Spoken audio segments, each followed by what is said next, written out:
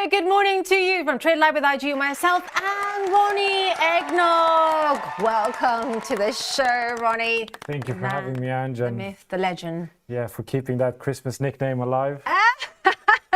People got it. So, you know, we need to get you drunk sometime, and then suddenly out of some, tattoo parlor. What's on your back, Ronnie?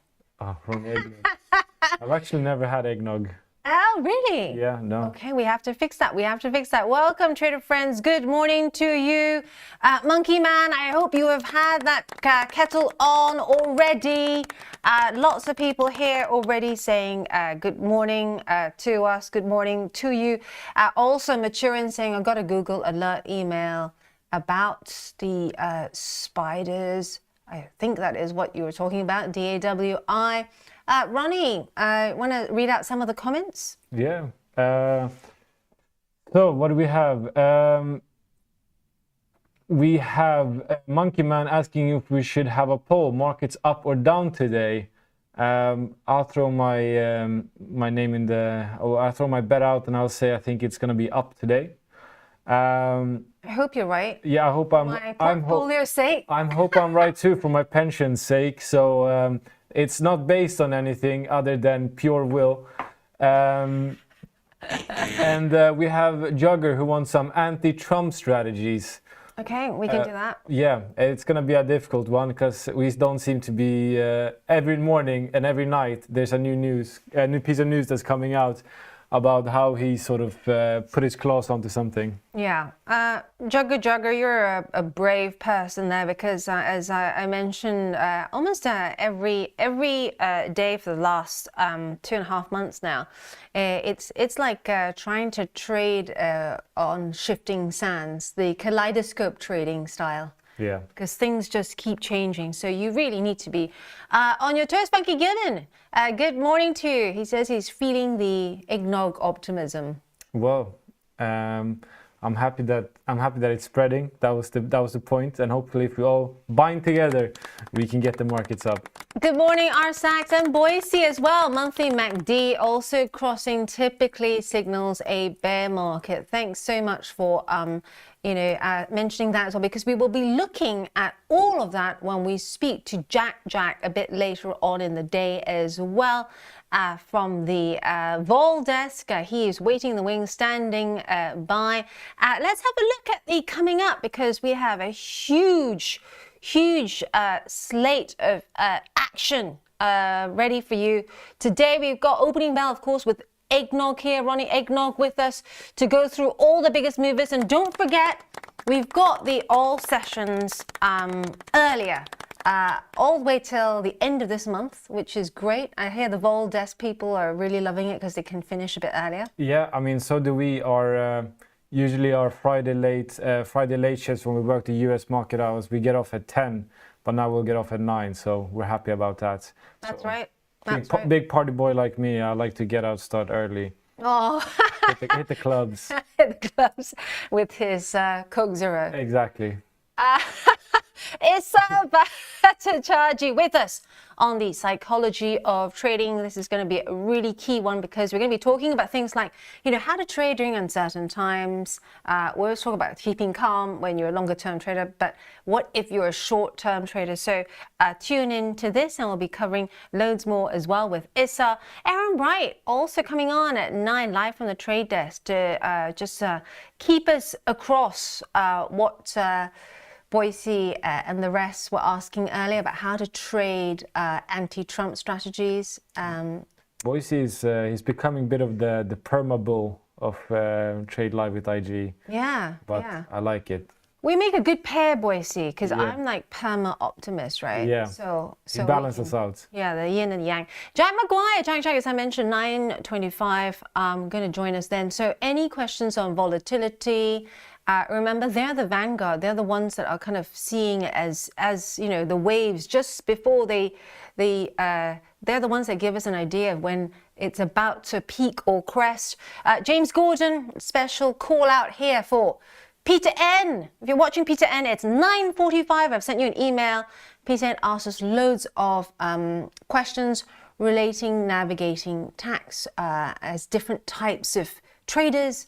All really clever questions there, and we've put a lot of work into trying to get as much information into that slot as possible.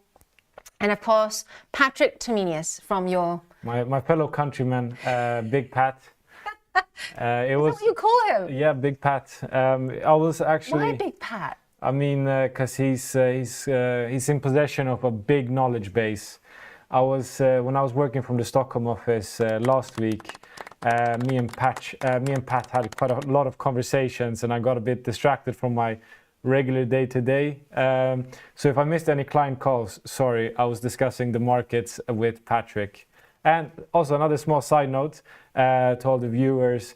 It was actually Jack Maguire's birthday on the 8th of March, International Women's Day. Hey! Born to be a ladies' man, so do wish him a happy birthday, a belated birthday. Happy birthday, Jack. Jack, born to be a ladies' man. Written in the stars. I love that. We should have done a poll. We did a poll, which Monkey Man won actually, over the age of Matt Arbour. And we had a huge poll. But yeah, maybe we should do a poll for Jack's age. Right. Let's go to overnight action on that note.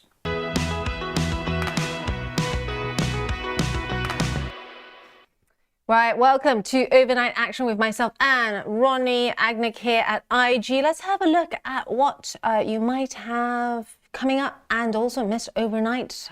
So this is a setup. CPI, of course, big data point.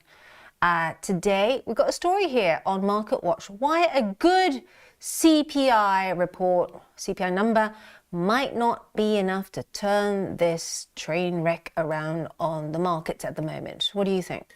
Yeah, I think that we're going into, you know, a market and a sort of market environment where there's more to play than just the CPI. We already have, I think everyone's expecting further inflationary actions from Trump. So just because we see a lagging CPI that's positive doesn't mean that what's to come will be positive. But I do think sort of a too high or too hot of a CPI number will further fuel the sort of downward spiral that we've seen these past days. So I'm quite cautious, and I have to admit, I'm a bit pessimistic on this one. I wouldn't say my hopes are quite high of us getting good numbers, considering the previous data figures that we've been getting in has been quite disappointing in terms of employment, labor, and NFP. So yeah, keep a track on this. Really do keep a close eye on this, because I think the market will have quite a drastic shift if we see some too heated numbers.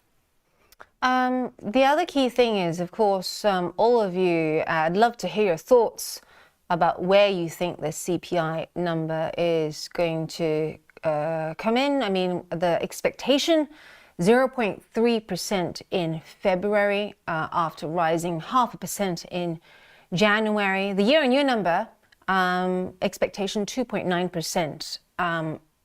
After a 3% rise in the month before. Do you think it's going to be another gain, or do you think it's going to be weaker? Of course, it's that core number that is key, right? Which is forecast still to rise 0.3%. But do you think it's going to be weaker or stronger? Put your thoughts here on the chat. Interestingly enough, all this comes in a time when we've got the cost of covering corporate default at its highest in the US in nearly 7 months. Yeah, I mean, we're seeing a complete sort of shift towards the financing of the companies, and with the further move to private debt, I think we're going to see even further corporate defaults. So I'm a bit optimistic on this sense here, with how much money is going into private debt and these sort of alternative investing methods. So I think that's going to have a wider long-term effect on the market, but that's yet to see, and that's nothing we can really day trade for the moment. Yeah. The other thing too is the last few years we've seen the US consumer ride to the rescue, right? Every single time they've dipped in their pockets, they've kept on spending, whether good times, bad times, they still spend. But now, I mean, are we going to see, the start of this exhaustion of the US consumer? Because I don't think the US exceptionalism has, as you said, been fueled by the US strong consumers. However, I don't see this continuing forever, as much as I would like to for my pension's sake. But the fact of the matter is, US credit debt as well is at the highest level it's ever been. It's up in the trillions, and it's just keep rising. So fact of the matter is, this needs to be financed, and we can't continue this forever. So we previously had, fueling of, we had COVID where people stayed at home, and then we had the stimulus checks, and then people, got back to the office and they continued their spending when it was there. But I think now we're getting to a more normalized level. And I think a lot of people are quite cautious on what's going to happen in the market with the sort of volatility in terms of not only in the markets, which doesn't affect the sort of everyday main street, but we also have the volatility in terms of policy and politics, what's happening in the country. So I think everyone is sort of on the spends. You look like a very responsible man. I am. I would, if I had to choose one of the, I would, after a night out, I'd go back with Ronnie. I would. But I was going to ask, do you pay off your credit card on time every month, Ronnie, or do you kind of wait and push it back slightly? Yeah, no. So I have a bit of a hack. So we like a hack. Yeah, so at the premium desk, we obviously get to take out our clients and wine and dine them and go to events.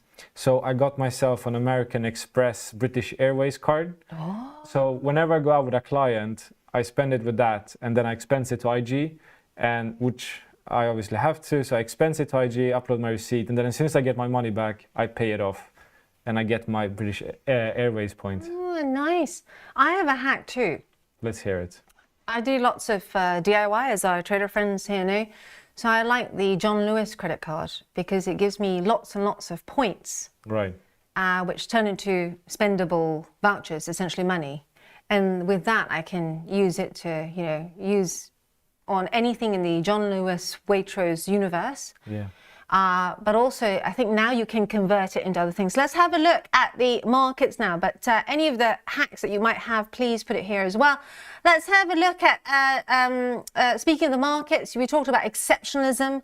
This is another story that is out there. Citi says US exceptionalism has paused under Trump.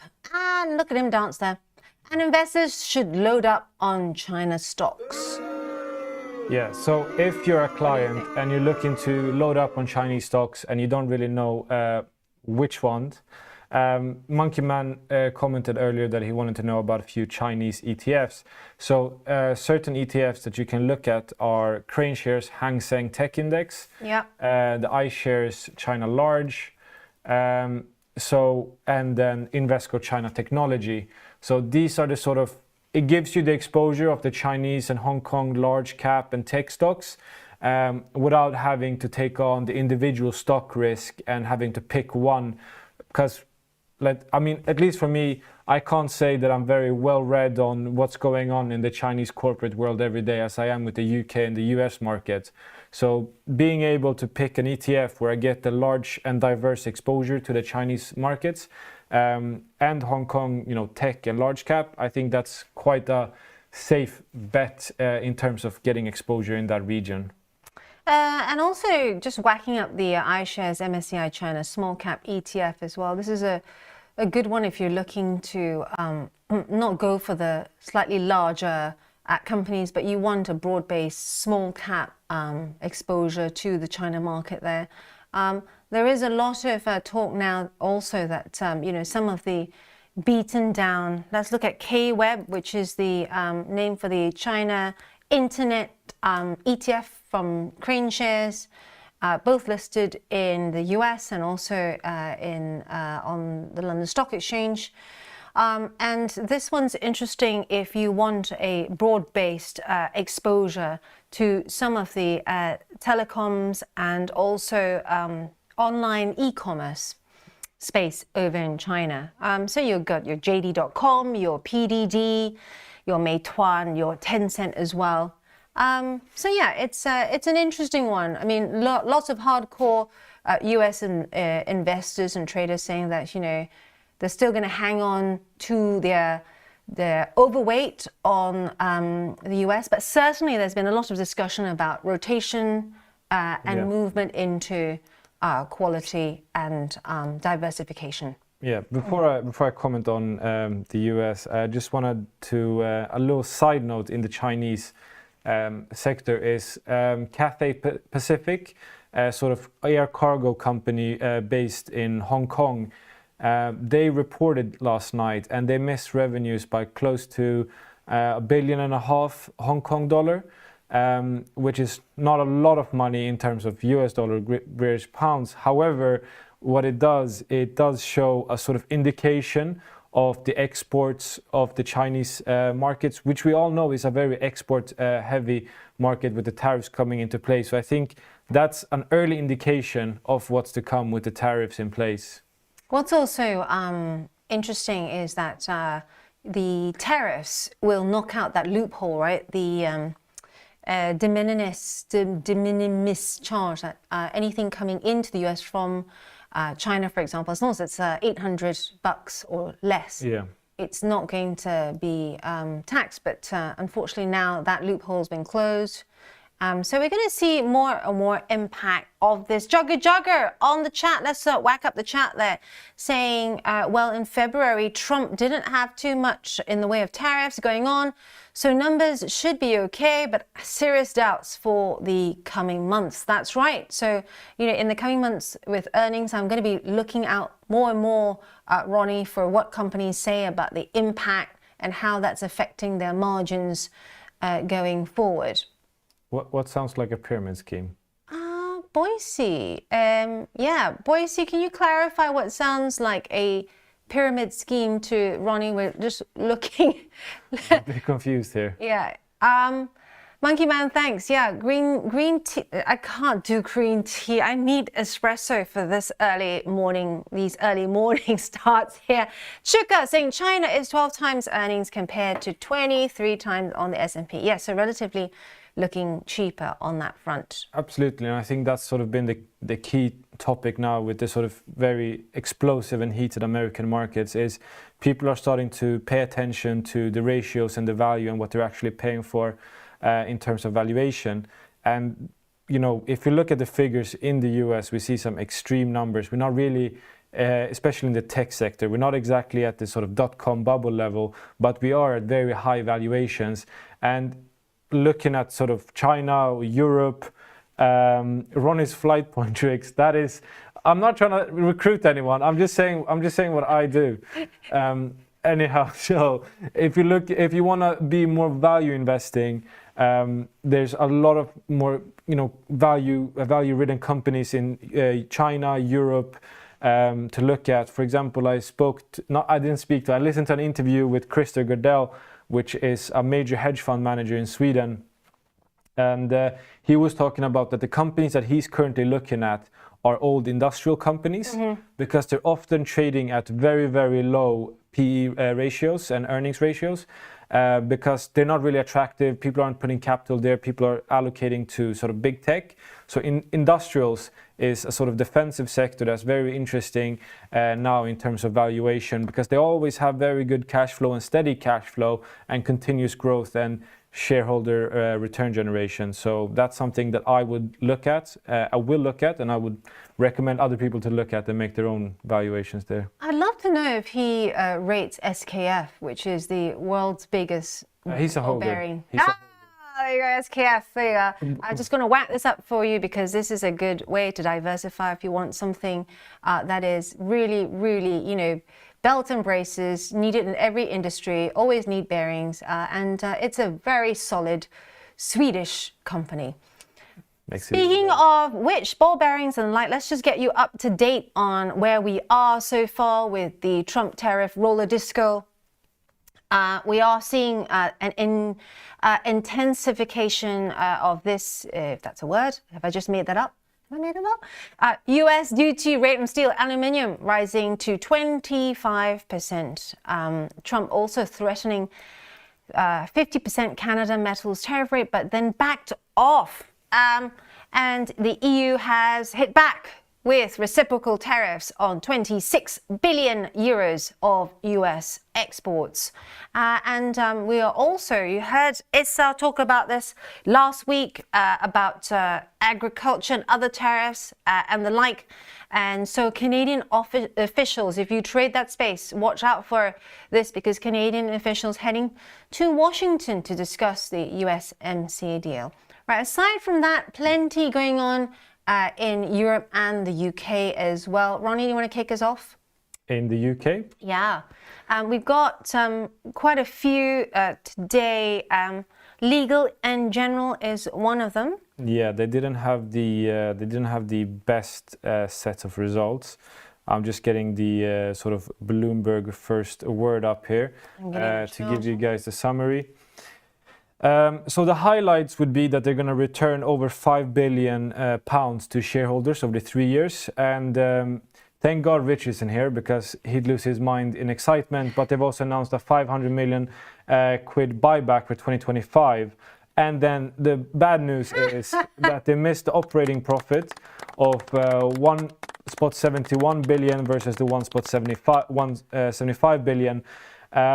So they are showing decent, they're showing shareholder return.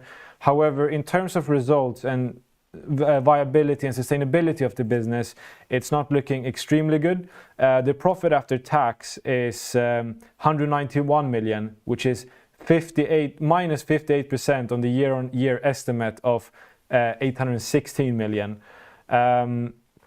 So it's not exactly positive news in terms of the profitability of the company. I think most likely they already started looking at offloading certain assets that aren't performing well, sort of trimming the fat, if you will. But I think what Legal and General needs to do is need to focus their efforts, because at the very moment, something needs to change in terms of profitability for the company. Yeah, I mean, it's just been very slow at creating new products as well. Balfour Beatty, another one that we are watching out for you this morning. Balfour Beatty out with quite a few. I'm just scanning the RNS there. Balfour, for your profit from operations, 173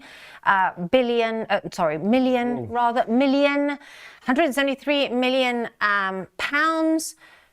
Revenue beat the street, saying producer Fred, and net income coming in at 178 million. What's also interesting, and Rich might be yet again screaming somewhere in Cheltenham, because there is also an intention for a buyback of around 125 million pounds of shares during the 2025 phase. Ferexpo, Andrew McKilvey, I know you sold off all of your, is that right? You sold off all of your Ferexpo. Ferexpo has been delayed, I hear you say, producer Fred. Yeah, they've delayed their full year earnings there. So that was one we were looking out for, but they have delayed their results. I'm not saying why, but here we are. Else?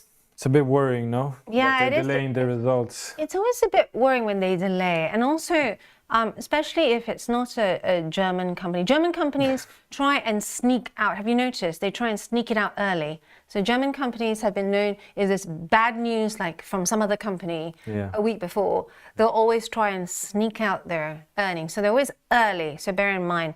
Let's have a look. Have we got time, Fred, for another one?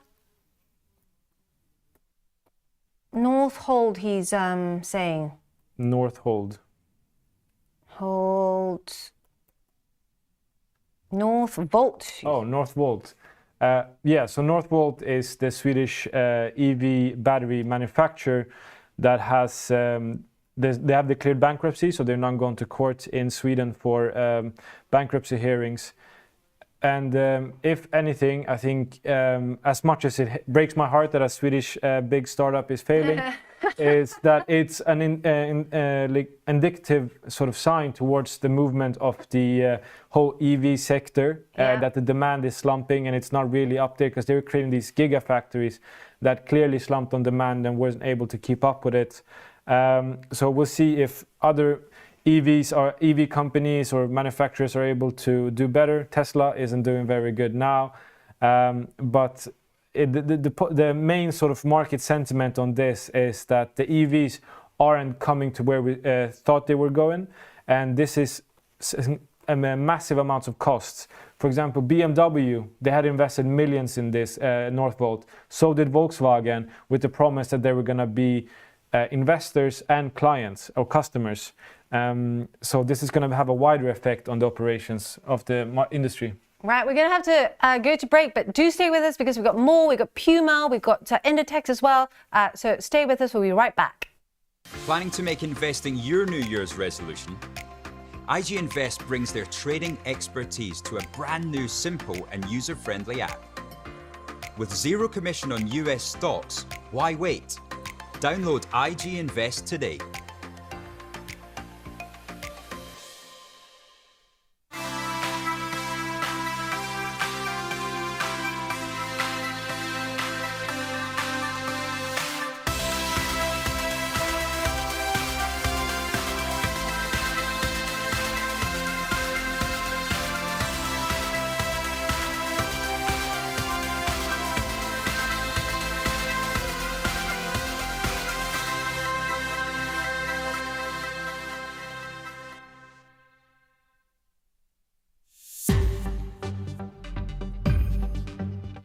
To find a list of all your open trades, click on Positions in the sidebar menu on the left.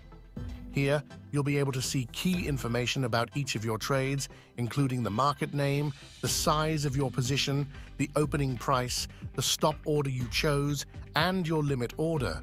You'll also be able to see your profit and loss. Positions are normally sorted in descending order of your latest trades.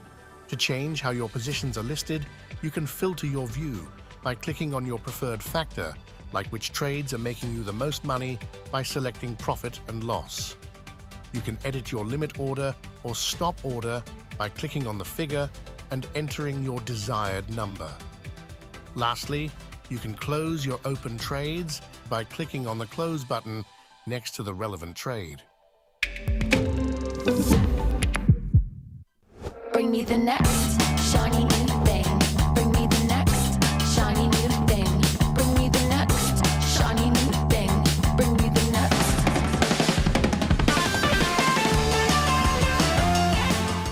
Rise and shine with IG's new morning show, Trade Live with IG, covering all our UK product offerings, including our OTC and exciting new US listed products.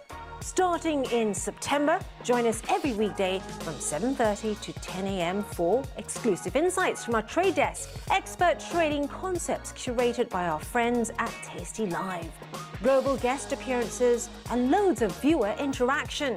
Regular platform feature highlights and up-to-the-minute market updates. From casual chit-chat to in-depth analysis, we've got your morning covered, live on IG.com, YouTube, and in IG's trading platform. Whether you're a seasoned professional or just starting out, there's something for everyone. Tune in, stay informed, and kickstart your trading day live with IG.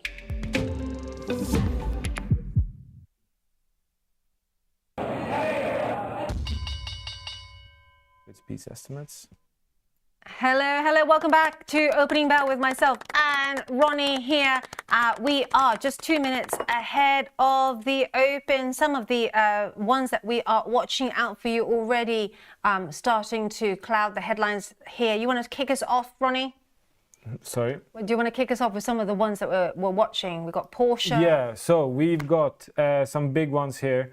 Puma sees 1Q EBIT significantly below the prior year's level. Intidex, the owner of Zara and Massimo Dutti, they have actually beaten Q1 EBIT estimates. Porsche, full year operating profit beats estimates. Rheinmetall sees 2025 operating margin about 15.5%, whereas the estimate was 16.1%. Renault trims 300 van factories jobs. Hopefully, friends are unaffected. We need the bell. We need the bell. Yeah. Yeah, I've got the bell in my hand. Yeah, count us down. 3, 2, 2, 1. Here we go. Right, let's have a look at the stocks now. We're out the gate, just like Cheltenham, where Rich is. Yeah, let's have a look. It's looking like Ronnie's will is wielding its power at the moment. We are seeing a lot of positive starts here across the board. The US indices climbing as we speak. Germany 40 up almost 8%. FTSE up 0.3% there. And also the CAC 40 is also up 8% there, producer Fred. Let's have a look at the UK stocks first. Let's have a look here.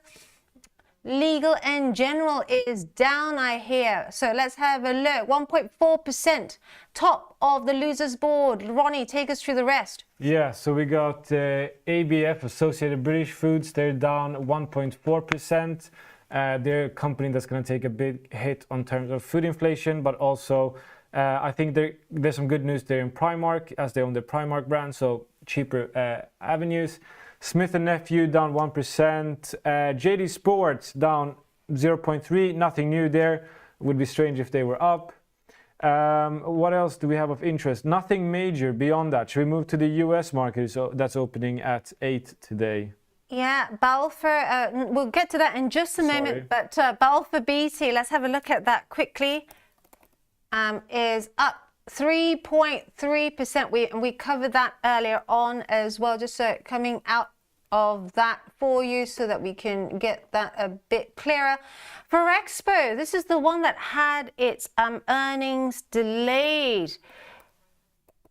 Here we're up, wow, up 9% there. Yeah, Forexpo has a massive exposure into the Ukrainian mines, and we now have seen a sort of proposal for a ceasefire between Russia and Ukraine, and the US has now said that the ball is in Russia's court for a 30-day ceasefire. So this is extremely positive news for Forexpo and their Ukrainian mines.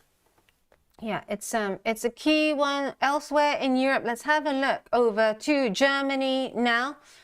Let's have a look, and I'm gonna zoom in there. We've got Siemens Energy top of the leaderboard there. Heidelberg Materials is where the infrastructure play still very much in play there. Siemens as well up 2%. Ronnie, any of those take your fancy?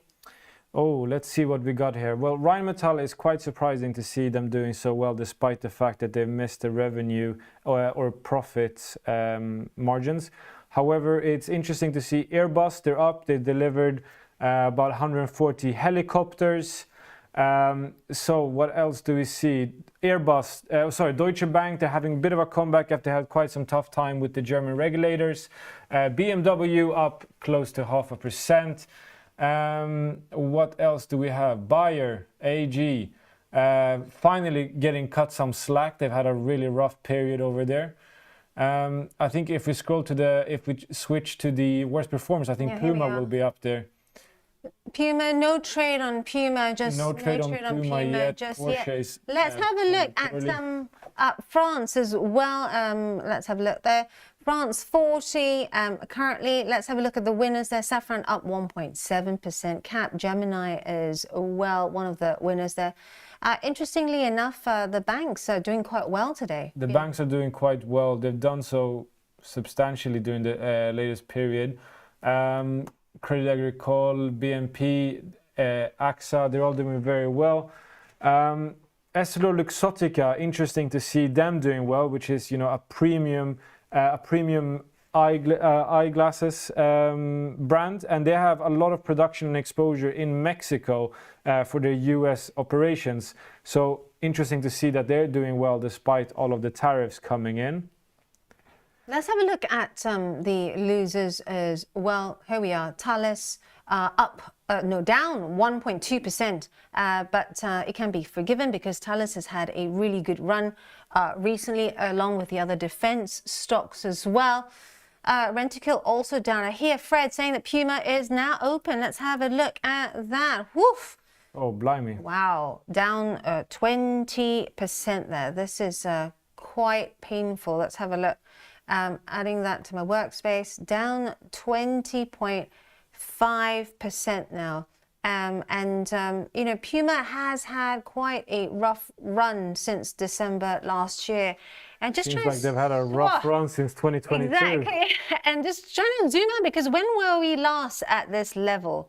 Blimey, look at that. September 2001. Oof. This is a really painful looking stock. Anyone there? Hope you shorted Puma as opposed to went long Puma.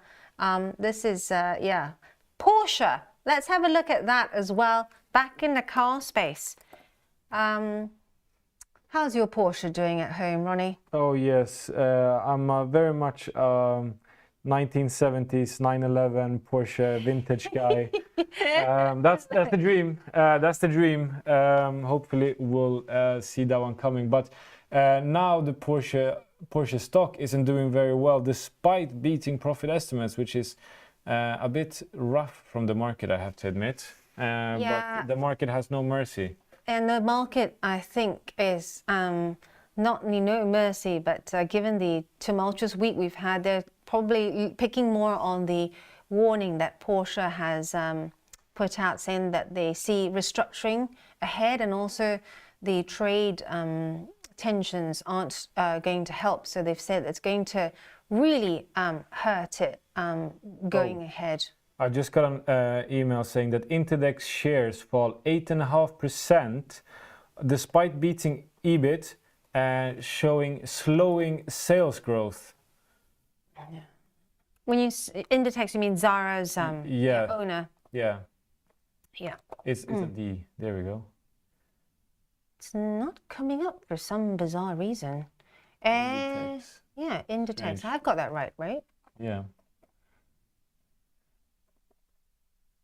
Not liking it. Yeah, strange. Can you guys find Inditex on your screen? Because I cannot find it on mine. I normally can, but it's not looking for that. But Inditex, of course, is the one of the earlier creators of fast fashion. Yeah. In fact, you know, Zara, its claim to fame when it first started was being able to get catwalk to the rails within 3 weeks. That was how fast they were, you know, before the likes of Boohoo, before the likes of Shein and what I classify as flammable clothing.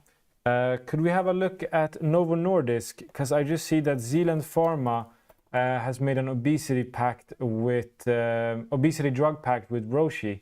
I think that's how you pronounce it, Roche, maybe. An obesity pact. Obesity drug pact.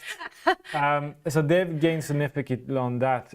Novo Nordisk, wow, that's a dire sight.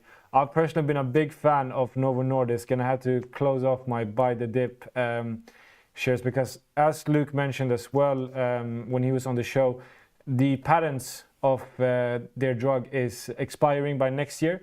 And we have Hikma Pharmaceuticals looking to produce a generic version of it. So watch the Novo Nordisk, watch the Eli Lilly space, as well as Roche in terms of obesity drugs and the pharma space. I think there's going to be a lot of things that's going to happen there, and I think the shift is going to be drastic.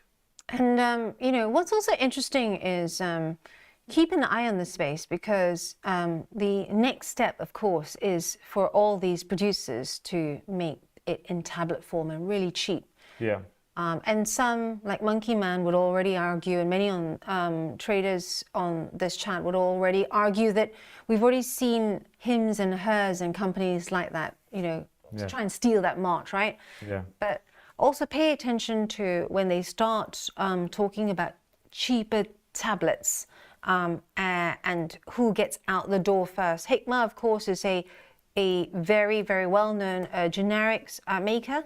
Correct me if I'm wrong too, you guys have really good memory here, but Hikma, I believe, also does something quite random, like the biggest producer of generic drugs for sleep apnea. Oh, I never use those. Clearly, we don't need this here in the IG space. But yeah, I think if I remember correctly, that's what they are good at as well. Let's have a look at some others because we have some other big movers. We've got having a look at was it Bolfa earlier on that was moving quite rapidly. It's now up 1.5%. Just reminding you, this is the daily chart there, reminding you of Bolfa's earnings. It came out today with full year results. Here we go. Continued strong performance to deliver profitable growth was what it delivered. Underlying profit from operations from earnings-based businesses up 7%. And the EPS was also up 17%. So overall, positive numbers there. Yeah, and also, should we have a look at the US markets? Yeah. Because of these 2 weeks now leading up to the end of the month, we'll have, as you mentioned, we'll have sort of the US markets opening at 8. And we see some pretty big movers there. Yeah. We are seeing some stabilization there across the board, as you can see. But also just drilling in, let's have a look at Intel as well. Intel, of course, all sessions here. A really gentle reminder, this is great for all of us. I love the fact that we're getting it 1 hour early, all sessions 1 hour early. So it starts at 8 a.m. all the way till Mother's Day, is that right? March 30th? Yes. So TSMC is up on, sorry, not TSMC, Intel is up on the news that TSMC has pitched the Intel Foundry JV to NVIDIA, AMD and Broadcom. So I think the news on Intel's, the rally behind, the news behind the Intel rally is not very much of the products or the service or the performance, but rather a potential buy-up that's been in the talks quite some time now. So it's going to be interesting to see who actually snaps it up, if someone snaps it up, because if someone doesn't buy this and these sort of acquisition talks collapses, so will the stock with it. So maybe this is interesting for a couple of option hedges. But beyond that, what else do we have? Tesla are making a bit of a comeback. Bit of a comeback. Just a bit. I shall, with full disclosure, let the viewers at home know that degenerate as I am not satisfied with the bets that I've placed with Rich. I also expanded them to Fred. So Fred bet me that, I think this was a month or 2 months ago, he bet me that Tesla would reach 239 before the 21st of March. And I obviously took the other side of it. And yeah, so now I owe him some Kurdish pizza, which is also referred to as lahmacun. So I'm going to buy him some Kurdish pizza as I thanks. need to find out what this Kurdish pizza is. I have never had Kurdish pizza. Right, here we are. Yeah, there we have it. Wow, how is it different to normal pizza? Well, it's a very thin bread, very thin, and then it's mince mixed with spices. It's like, how do we trade this? Well, we eat it whilst we're trading. Yeah. Back. If we go back to the market. Yeah, back to the market. So it's also a big day. Let's have a look for some other retail stocks that are going to be reporting later today. Let's just have a look at Dollar Tree because I believe we have numbers from Dollar Tree later on. You like a dollar? Not today. We've got Adobe tonight. Yeah, we got Adobe tonight, and we also see on the all sessions we see American Airlines having a bit of a comeback after they've had really rough couple of days where pretty much every airline has reported sort of reduced expectations. So they're making slight comeback, 1.3%. Not by much though. Look interesting. at that. Yeah, it's See had what's gonna a happen real fall since the end of January. And I talked about this with Luke yesterday when he teased me about the term I use, bifurcation. Bifurcation. And I assure you, if we look at Delta Airlines, you'll see this a similar trajectory as well, because they're all now starting to sag because of there we are. Yeah. They're starting. Yeah, not just downbeat revenue outlook, but also the fact that you could only have that revenge travel for that long, right? And especially with the US starting the revenge travel a lot earlier than Europe, it was always likely, given circumstances now as well, with Trump and tariffs, it was always likely to falter earlier than our European friends. Also looking at, let's have a look at the all sessions, the elsewhere in all sessions, because that's all up and running now. Yes. So here we are. I'm gonna do that. Let's go through beyond meat first there. These are the gainers. Do you want to take us through the others, Ronnie? Yeah, I don't touch Beyond Meat. None of that nonsense. Neither do I. None of that nonsense for me. Virgin Galactic, it was quite interesting to see that they're moving upwards with perhaps they're taking shares from, I know Starlink is not listed, but I think this could be a sort of a reflection of the market sentiment towards anything Musk and co related, moving towards Virgin Galactic instead. But I'm interested to see that Palantir are coming back a little bit after their sort of big sell-off. What else do we have? Snowflake is up a little bit, which is interesting. I'm not sure how long that will last. Their AI efforts are quite expensive, so we'll see if they can actually implement those. What's popping out at you? I'm just looking at Plug Power because I know that quite a few clients trade Plug Power here. IonQ, some of the quantum computing stocks, they are very volatile though, bear in mind, trader friends, and they are bouncing back right now. Airbnb also up 1.2% there. Having a look at the losers now, Novo Nordisk, but you sold out of that, haven't you, Ronnie? Yeah, sold out of Novo Nordisk. I still have Eli Lilly. Yeah, I think Eli Lilly could be a bit more interesting if you want to get exposure in that space. But I think Novo Nordisk has seen the best days. They've seen these best days, and I think it's going to be a rough period ahead of them, as I explained previously. What else do we have? Any pot traders here, as in cannabis? Tilray is second on the losers list there. We also have NEO down 1.3%. PDD, we talked about K-Web earlier on, the ETF, the China Crane Shares ETF that has PDD within its fund for e-commerce and also telecoms, that's also down 1%, along with JD.com, also MK Web, I believe.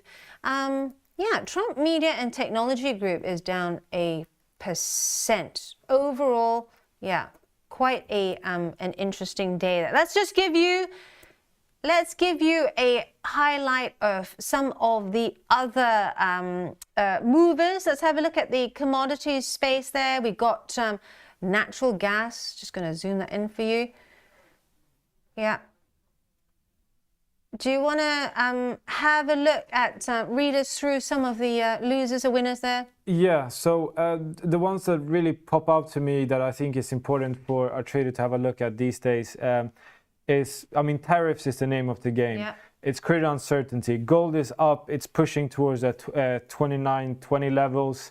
Palladium and platinum, but also iron and copper, aluminium. These are the ones that are really going to be affected with this. These are the biggest. These are the biggest sort of exports from Canada and imports of the US. So I think had a bit of a scare these days with the a couple of hours long trade war between Canada and US. But I think these are the sort of iron, copper, aluminium. These are the sort of markets that if you're looking to trade the tariffs and if you're looking to get sort of some quick action in terms of what Trump is saying, these are the sort of commodities that you should be looking at because these are the ones that are most affected and have the most exposure to them. And also bear in mind that it's very changeable, and it's always better to trade the underlying and the actual spot rather than the miner itself, because if you're new to this space, the miners, it's very specialized, so you need to really know what you are doing. And the question about how to trade the tariffs as well, currencies is the other way of trading the trade war or tariff war, if you like, the dollar versus the yen. Let's have a look at that, because this is now starting to be quite interesting there. We're seeing the, let's have a look at the weekly as well, because the weekly close below FIBO, I was looking at that yesterday, really needed to avoid a bear scenario. Also looking at cable, because that one recently, we're talking to Matt Arber about this, and he was saying that to find out how markets are likely to react, look to the FX market, and we are starting to see stabilization on the US dollar basket, as well as European markets and also US all session stocks looking like they are stabilizing today, and we are seeing the US dollar basket do the same. Let's have a look at cable there for you, down just almost 0.2% there. Cable, Aaron will be happy to hear this because he's going to the US on holiday end of this year, still climbing towards that 130 mark, but retreating from a 4-month high as this new tariff news hits the headlines. Right. So, Ronnie, what is your day looking like on the trading floor? The day is looking quite hectic and radical. But just getting to Monkey Man's questions, that if tariff to import, should we look at US mining stocks for domestic use? And I think that's a really, really good way to look at things. So I've asked my good friend Perplexity to give me some of the biggest mining stocks that have operations in the US. And the companies that they've given me, I'm not sure if they're US all sessions, but it's Newmont Corporation, Freeport and McMoran, Hecla Mining, and Kinross Gold. So these are the companies that you should look at if you're looking at domestic US miners. I hope that answered your question, Monkey Man. Interestingly enough, I also have a handy list here of different gold miners. So the reason for this, and so I'll show you my miners watch list first. Here we go. So I have that because these are the big ones, right? For copper especially. And so when there is tariff tidal waves about to come, I keep these in full view because they tend to move ahead of the pack. And then in terms of gold, you know that Ange loves gold here. In terms of gold, if you're looking at gold mining stocks there, what you'll find that is I split it into three. You've got UK listed gold miners, I've got South Africa as well, and Canadian gold miners. You'll find that if you have a day when the UK listed gold miners are being hit or they're doing really well, so they're doing well today, then it's likely that you are going to see this follow through with our Canadian friends. And so I like making lists that give me a heads up. You know, when you drive and you have a heads up display, I like building my watch list for trading like a heads up display. I want something to tell me, and in 2 kilometers, or you know, this you're gonna have to turn right. You have to gonna exit this strategy and turn right. You know, heads up display. Monkey Man, I hope that helped somewhat. Let's have a look at some of the other equity moves out there.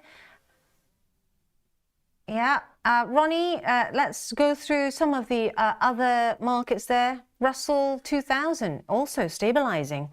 Yeah, I think that's sort of be the theme yesterday. But yesterday we had the same thing. We thought we were going to see a return and a buyback, but we ended the day in the red. So I'm hoping, I think today's results is how we end the day. If it's going to be in the green or the red, it's all going to be dependent on the CPI and what Trump tweets. Hopefully the CPI, my faith in humanity and the market, that the CPI will weigh more. So I think for now, I think a lot of people are quite cautious in seeing what's actually going to happen until then. Yeah, let's look up the FTSE 100 watch list there. And I'm going to zoom that in. Here are the biggest movers, Melrose. Rolls-Royce. I remember when I talked about Rolls-Royce and someone in the comments said that I sounded like a used car salesman because I said that Rolls-Royce was an excellent company. You were all laughing at me. What about now? Yeah, what about now? What about now? And also, because you made the right call, Ronnie, should I come out of Rolls-Royce? Should I come out of Rolls-Royce now or not? I would take profit. Our SAT, I would take profit. Take profit? Yeah. Okay. No one ever goes broke from taking profit. All right, you heard it here first from Ronnie. And we will be back after this with Issa, so stay right there. Are you ambitious? A future leader? Do you think big and raise the bar? If that sounds familiar, IG wants you. We're a global fintech and we offer graduate schemes for the ambitious. You'll see everything as you rotate across the business, building your skills and knowledge as you go. Kickstart your career as a future leader at IG, the home of the ambitious. Bring me the next shiny new thing. Bring me the next shiny new thing. Bring me the next shiny new thing. Bring me the next.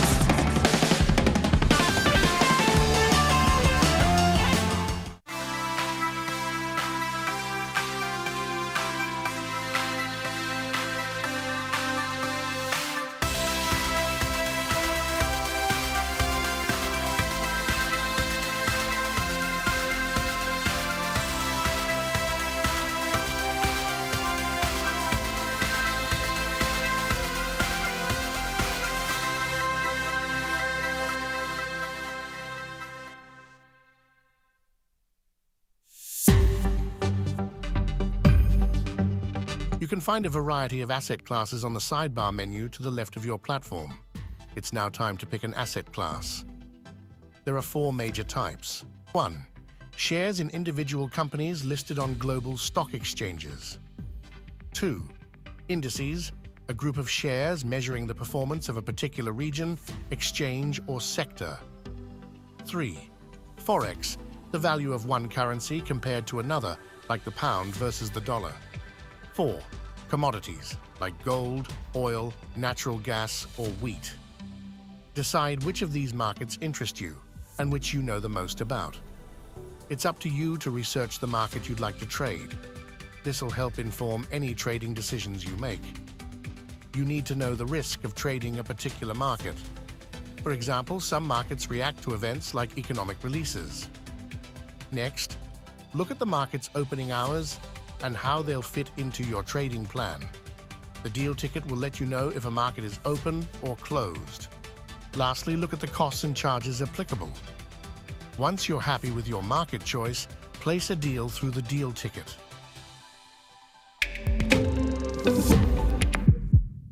Welcome to the exciting world of options trading. If you're looking to add a new dimension to your trading strategy, you're in the right place.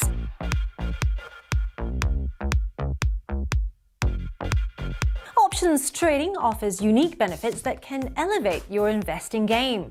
With options, you can protect your portfolio against market downturns, essentially creating an insurance policy for your investments. Now, what sets us apart is our commitment to your success. We provide extensive educational content to help you understand options trading inside and out.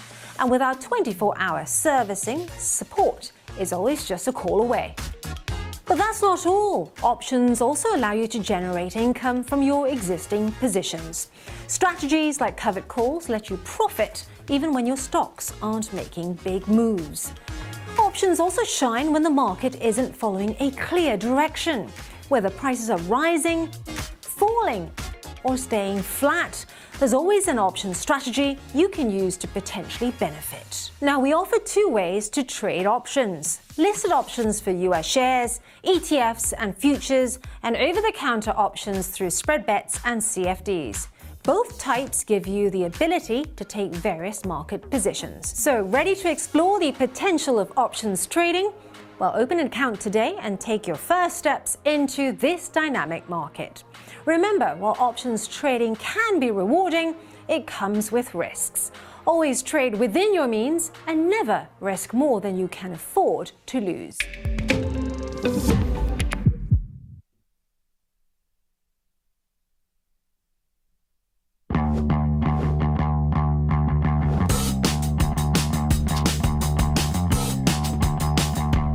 Bring me the next shiny new thing. Bring me the next shiny new thing. Bring me the next shiny new thing. Bring me the next.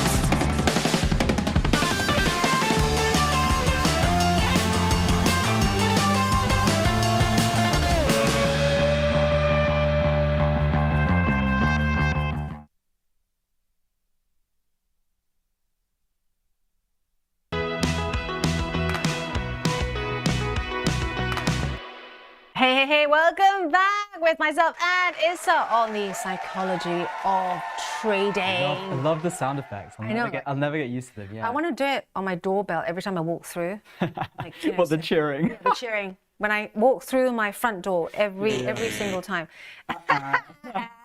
So, how can you hear it? You've got no earpiece in. I just got really good hearing. I can hear it from in the booth. Trader friends, Issa is here to talk about something very important, very prescient and very, very apt given where we are on the markets right now, because it is about time perception in trading and how to deal with that in volatile times. Yeah, and I think actually time perception is generally quite a big field of psychology. It's kind of emerged in the last couple of years, maybe the last 5 to 10 years. But it's all about how do we experience time and how does that vary either over like different time horizons or while we're in different emotional states. So I want to talk a little bit about both of those, how it impacts our trading and investment philosophy, and then how that should influence how we think about our strategies.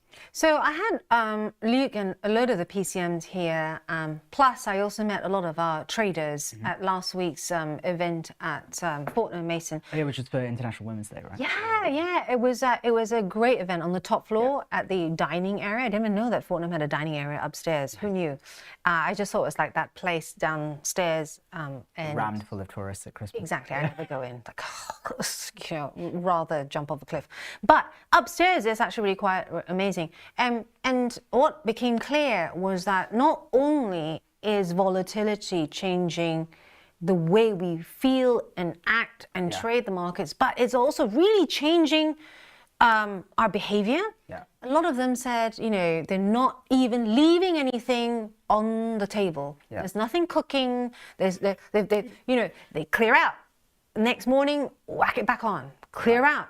And what we are seeing, trader friends, is that normally, under normal circumstances, you kind of like, if there's a sell-off, it might come back a bit during the cash open. Yeah. But right now we're seeing it sell. It's pretty relentless, right? Yeah, it's been relentless, this red candle, red candle, red candle. Yeah.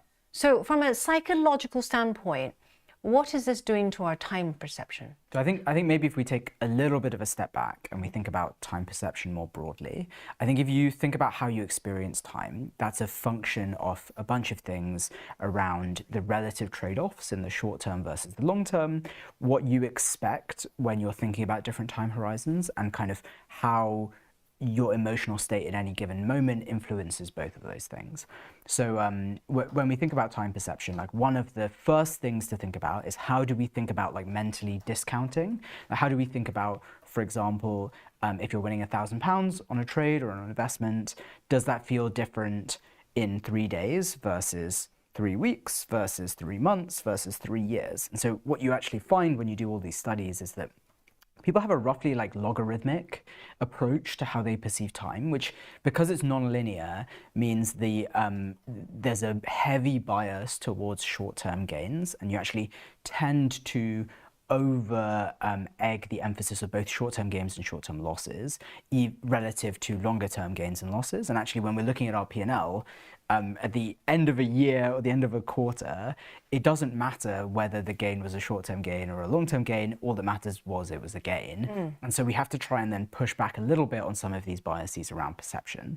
And like some of it is just to do with how we experience time. So like a very, very funny study that they did was they looked at if people take routes, how long do they think that route will take? And one of the things they found is actually if it's a route you take every day and you're really, really familiar with it, you perceive the route and the time taken on the route to be longer because you remember all of the milestones along that route versus if it's a route you've never done before, where actually you have nothing familiar on the route and like because you don't have those markers along the way, your perception of time is that it moves much faster. And so I think we have to think a little bit about like how do we create that, how do we use things like familiarity and milestones to try and create a more even perception of time. So I think that's like one overarching thing. And then the second overarching thing is how do we respond when we are in like heightened emotional situations. So just like very mechanically, what is going on in your brain? Well, when you are in a really volatile period and you might be taking some losses or you might be taking some gains, like you will have basically in your brain, there'll be two neuromodulators that are like firing off, which are chemicals in your brain that change how you see and perceive the world. Those are cortisol, which is like the stress hormone, and adrenaline, which is like the fear hormone. Now, both of those hormones are actually designed to be helpful for us. So the stress hormone cortisol is all about preparing you for prolonged periods where you might be under an intense, prolonged usage of your like cognitive and physical functions. And adrenaline is more about acute preparation where like the fight or flight thing that's happening is really about mobilizing resources and making decisions quickly.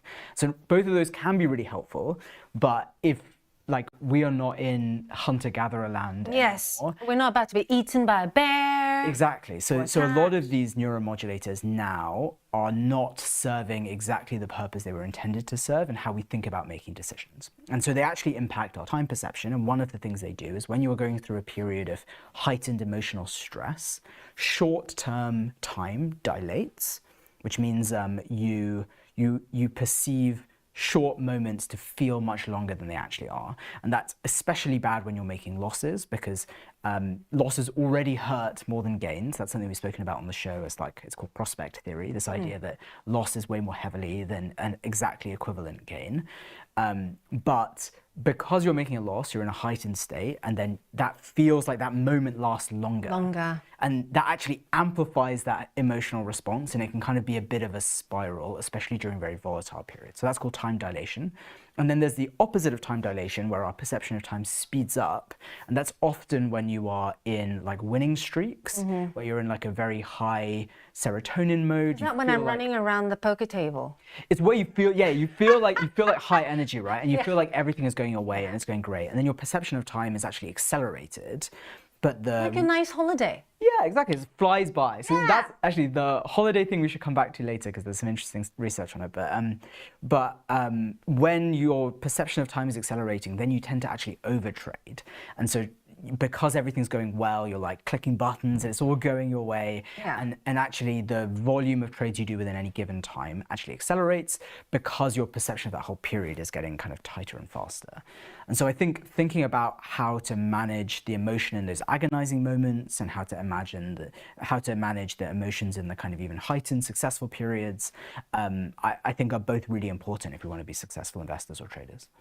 I love this. It's very timely because I've been asking people on the chat, tell us how you're trading. Has it been different? Slam those comments here. We'd love to hear because it's always interesting how we're all using different tools.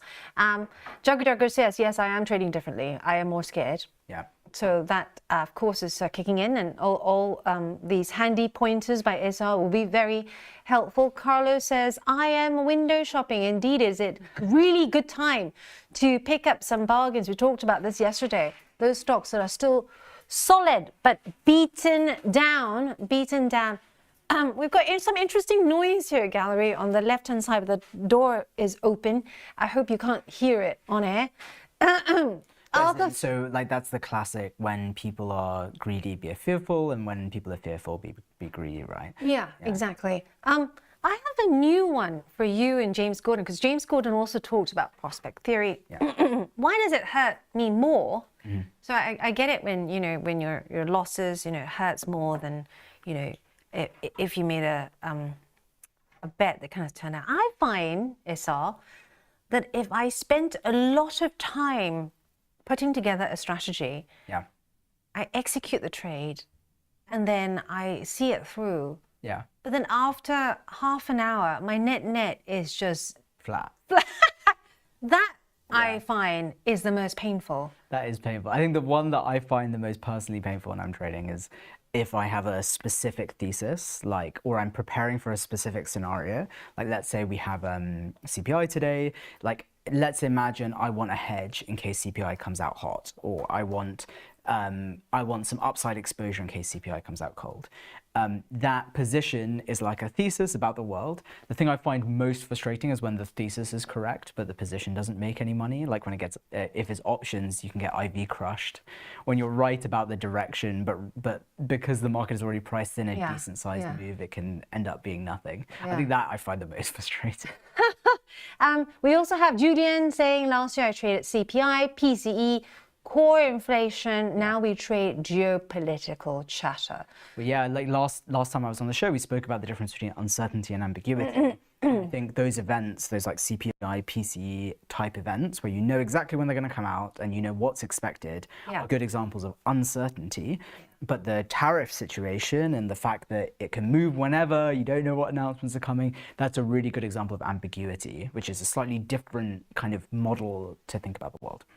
I also classify this period of time, the kaleidoscope trading, right, period. Why? Because everything's changing at the same time. So another handy trick, people, is that have an extra laptop. Do yourself a favor, have an extra screen. I spoke to quite a few of our traders, and they went, use your phone as well, right? Yeah, and some of them even said, you know, normally I just have Bloomberg or, you know, Icon up, but now I have my tweet deck as well. Because, you know, there's news happening. Yeah, and Musk or Trump or someone can just say something, or Putin, and then it just changes your theory completely. Monkey Man chiming in. We'd love to know who you are, Monkey Man. You know, one day you're going to... Oh, you should come on the show, come on the show, and we'll have a grand unveil. Time to learn new skills and check out other markets like China. Yeah, maybe so we talk about rotation. Yeah, rotation is quite a common like theme at the moment. Lots of people looking at international markets. They're looking at like sectors that they might not have looked at in the past. I don't know. I don't think we've seen that big a rotation quite yet. But I think it's definitely one of the trades that people are definitely discussing at the moment. I just want to briefly, while we're talking about like time perception and some of this stuff, talk about some of the things to think about as an individual who might be trading or investing in this kind of environment. So I think there's a couple of things you can do from a time perception side. The first one, in fact, I think all three are things that we've actually spoken about a lot on the show. One is just about being aware of like what your emotional state is and how that might impact your decision making. When we've spoken about tilted. Yeah, exactly. I was going to say when we've spoken about poker in the past, like being aware about when you're tilted is a huge factor in how you make quality decisions. So I think that's one thing. I think the second thing is about pre-planned or pre-committed strategies, both entry and exit strategies. And so we've spoken a lot about how sticking to those pre-planned strategies is really important and is a really effective way of combating some of these biases, but can feel like it's quite hard to do on a kind of consistent, regular basis. And then the third one is really thinking about scenario planning. And so this is actually one of those things where if you look at prop trading firms, a lot of them do what's called like randomized time horizon scenario planning, where they will essentially run drills with their traders, where they essentially scenario plan if random things will happen at certain different frequencies, and people have to practice what they would do in that kind of scenario. Like, what would you do if CPI came in 2 points hot and like radically meant markets would crash? Like, do you have good risk exposure? What is the probability of that really happening? What happens if CPI comes in cold, but the market doesn't react immediately, but it reacts at the end of the day. Like, how would you think about different exit and entry strategies given those kind of scenarios? And so thinking a little bit about how you can do that, that's what's called, it's like jokingly called time travel in some of the like psychology literature, where you're putting yourself into future states. And then the trick with that is to try and make future scenarios or like further things out in the time horizon feel more like they are today, because then you're more likely to make decisions in a way that would be consistent with how you would make them later on. Yeah. So Waka Waka chiming in as well, saying, you know, it's all about, you know, everyone is greedy. You know, this is the issue. Totally agree. You have to keep that under control. And also Waka Waka saying, strange how markets running 6% just before the CPI. Seems like the tape is buy at close, close at open. I like what you said about the scenarios, because have you done the plane crash scenario? No, what's the plane crash? The plane crash scenario is, this is one session that I got to sit in with a trading floor that shall not be named. But the traders all sit down. You don't really know what is, but you, like Issa said, you have to have a plan in place and you have to know how to react when that happens. Yeah. And this is called the plane crash scenario. Someone comes running in and they go, a plane has crashed, and it's a big plane, not a small biplane or whatever. Yeah. What do you as traders do the moment you hear this? And it's over a major city. You don't know. CNN doesn't know. Yeah. Breaking news doesn't know. You have that ambiguity that we Yeah, talked about. yeah. But how do you trade this? So it was so quick, the number of trades that they had put in place. One of them, who actually scored a high mark, wanted to look first, get the manifest. Was there a CEO on board? Yeah. You know, where is the likelihood of, where is it close to the Pentagon? Is it close to Buckingham Palace? Is it, right? What are the companies, listed companies? That are headquartered, I guess. Exactly, Yeah, right? yeah. Right. So the manifest, all that was factored in, and it had to be done within a minute. Yeah. And Yeah, so it's that, interesting. I think with some of these scenario plans, I think you can't prepare for every scenario, but the idea is to really understand the principles of how to respond under that kind of pressure. Exactly. And I think that's where people do get kind of a bit trapped in scenario planning, is trying to forecast everything that might happen and then responding to those. And actually, that's not the aim of these scenario plans. It's more to try and build the muscle of like how you might respond when unexpected things happen in a generalized sense, rather than in a specific, like that's a scenario we expect to happen. So yeah, it's really interesting they did that. I'm not that surprised, but it is, it's quite a common practice, especially amongst trading firms. Loads of questions for you here too, like Bigger Beer saying fear and greed index allows me to quantify what I feel in a number so that I can be more aware of how I may feel or perceive markets, so I don't overtrade. Do you know what the Lucas critique is? No, what is The it? Lucas critique is like a like my original training. I'm conscious of time, but my original training was in economics. And the Lucas critique was a really famous paper that was written by Robert Lucas, which was all about the Phillips curve, which is this relationship between unemployment and inflation. And he basically said, which I thought was really interesting, that markets are broadly pretty efficient, right?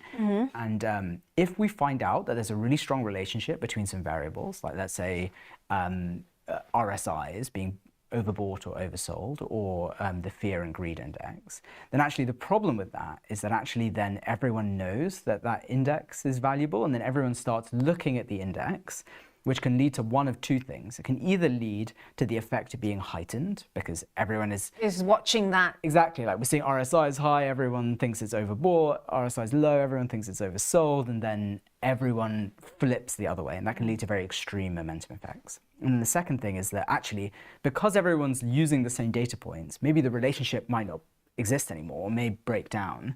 And so I think using data points like the fear and greed index are a really great way of quantifying some of the qualitative emotional stuff going on in the market. But I would just caution people to be just a little bit careful, because as everyone looks at the same data points, if everyone is expecting a bounce, then actually everyone's on the same side of that trade.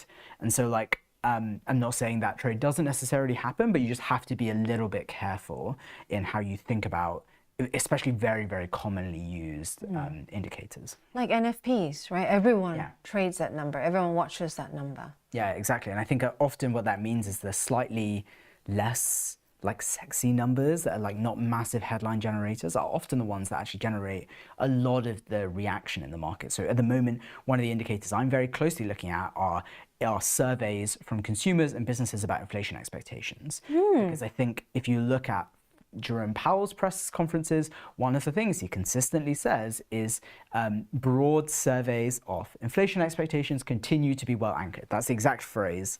Not that I think I've heard him say it like 50 or so times. Yeah. And if that turns out to not be true, then I think a lot of the worries about inflation from the Fed side will be radically different. But everyone is looking at the headline CPI number, and they're not really looking at the Michigan inflation expectations survey. And so I think being thoughtful about what indicators you think will be like forward-looking versus like leading versus lagging, I think is really an important thing to think about, especially in a heightened volatility environment. I like the, have you heard about the credit card payment, consumer credit card payment? This is for the US, but deferral rate. So Like whether the pre-delinquency. whether they defer it for a month, whether they defer it for 2 months, and the further it gets pushed out. Yeah, I think the other one that I look at a lot is auto loan delinquencies. I think that's also a really good, it tends to be a good predictor about the strength of the consumer, Interestingly enough, we are having some mixed data. I don't know whether you've seen it, but the fact that the cost of protecting corporate credit against default is near a 7-month high. But at the same time, I know they're backward looking, but even then I'm surprised that, you know, it does look like we had a fall in firings in January, but and people quitting picked up, but there was still a pickup in like sort of employers looking to hire, which I and if you look at credit spreads, they're still super low, and so the cost of borrowing for businesses hasn't materially increased above the like Fed's base rate. So I think what we're seeing is a kind of market where people have yet to make up their minds about what they think about the situation. I think that generates uncertainty, which is maybe why markets are not responding so favorably. Monkey Man coming up with a different sort of question. Is Moore's law irrelevant as AI becomes more prominent? It's a good question, honestly, outside of my expertise and wheelhouse. But I do think there's some interesting research on like how compute scales effectively, and I think what you're seeing is amongst very, very large model makers, the amount of returns on compute are diminishing, right? So it takes significantly more resource to train a slightly better model. It's why actually then when other competitors like DeepSeek, who can train models based on those large models at a much lower level of compute, that's really, really important to how we like think about like AI applications. And so I think it'll be interesting to see if the future looks more like big models or actually lots of small models, or a mix of both. I suspect it will probably be a mix of both based on use cases. But I actually think, I don't know, I think if I'm thinking about Moore's law, the thing I think there's do you know Jevons paradox? No. This is something that Satya Nadella spoke about a couple of weeks ago. Every day is a school day when it's Jevons. How do you spell Jevons? I think it's Jevons. So Jevons paradox is this idea that actually as compute gets cheaper, people demand for more compute, and actually then the total size of the pie just gets bigger. Yeah. So actually, like even as I'm hoping that's right because I'm banking on the data center play. Yeah, I mean, I guess we'll see, right? But like, I think the idea is like actually it's possible that it all being commoditized actually might generate even more returns by just making it a larger pie, even though the margins for everyone taking a small slice might be a bit smaller. Here we are, just whacking up the Jevons paradox here, and also putting that link helpfully for you in the chat there. Also, whilst we're talking about stress and cortisol and adrenaline, I wanted to, this person actually said out loud, I love the trading psychology bit because her watching you, her name is New, and she's one of our premium clients, so watching you really helps her trade and calms her down, which is great. And then she went on to say, But what stresses me out is the bring me the next shiny new thing jingle. Sure, it's great. We offset it beautifully. Yeah. But that was new. I guess the key here is that we're looking at early signs. I'm not going to jinx us, people, but we're looking at a lot of green or blue on the IG platform here. Do you think there's any, like, do you think the signal to noise will be good until we get to CPI data? Yeah, I just think this is just all going to be a bit noisy until the CPI number. I'm certainly not putting anything on before the CPI number, and definitely not before I speak to Jack, who is coming up later. Jack's my vanguard. Yeah. He's on the vol desk, and so he and I watch the same numbers in terms of volatility. Is it creeping up? Is it creeping up? Yeah. And that's realized vol or implied vol? Implied. Yeah. Implied. In fact, I'm going to check that for you right now. Just looking at this and looking out. Maybe, let's see, maybe 12. So still quite high there. And also taking a look at Wall Street as well. Yeah, it's still in the 40s, 50s. Implied vol is still high there. Yeah, I think the futures is in the low 50s. Yeah. So don't take your gloves off yet, people. It still might be wild, especially at that CPI number. I know as well. Do you have a forecast of what you think the number will be? I think that core number is still going to be slightly warm. But that's just 0.3, right? Is the forecast? Yeah. Yeah. I think it might be, if you look at the inflation nowcast from the Cleveland Fed, they're suggesting it might be slightly cool. So we might see. I think it's always just very hard to predict. So I think it is. Either way, I'll be curious to see how markets react. And it takes a while for it to come out of the system, and I think we're still in that process.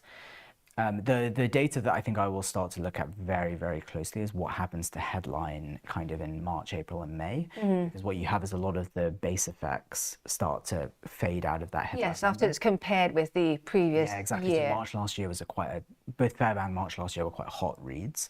And so I think if those now start to get removed from the data and you start adding in new reads, what you're going to start to see is headline tick up.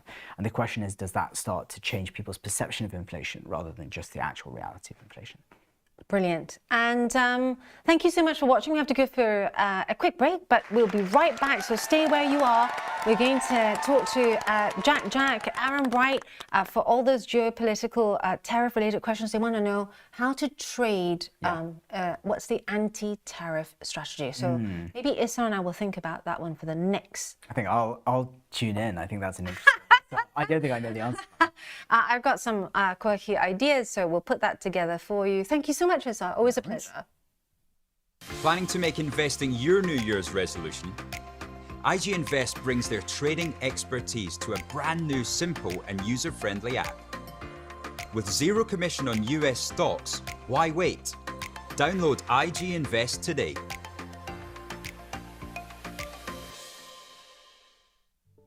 CFD trading is the buying and selling of CFDs, or contracts for difference. As a derivative product, CFDs enable you to trade shares, indices, forex, commodities and more, without ever needing to own the underlying asset. When you trade CFDs, you trade the difference in the price of an asset from the point at which the contract is opened to when it's closed. As you don't own the underlying asset, you can trade markets that are falling as well as those that are rising. So, how exactly do you trade CFDs? Each contract has a buy and a sell price. Sell prices are slightly lower than the current market price, and buy prices are slightly higher. The difference between the two is referred to as the spread. If you think the market will rise, you would buy. This is called going long. If you think the market will fall, you would sell, known as going short. The more the market moves in the direction you predict, the larger your profits. If it moves in the opposite direction, the greater your loss. CFDs are traded on leverage, which means that you only need a small deposit, known as a margin, to gain full market exposure. So, if you wanted to open a position equivalent to 500 Apple shares, you might only need to put up 20% of the cost. Your profit or loss is calculated based on the full value of the trade, however, which could mean magnified gains, but also magnified losses. So, when trading CFDs, you should always keep an eye on the potential downside. Take care to manage your risk with stops and limits. Visit IG Academy to learn more. Rise and shine with IG's new morning show, Trade Live with IG, covering all our UK product offerings, including our OTC and exciting new US listed products.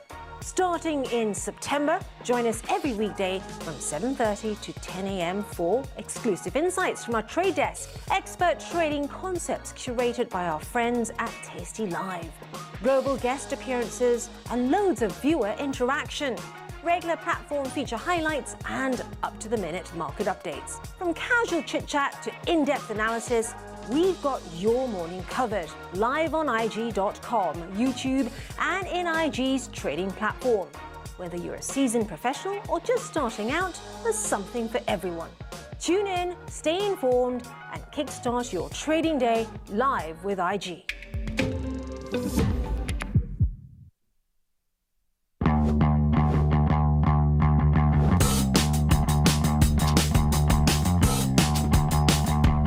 Bring me the next shiny new thing.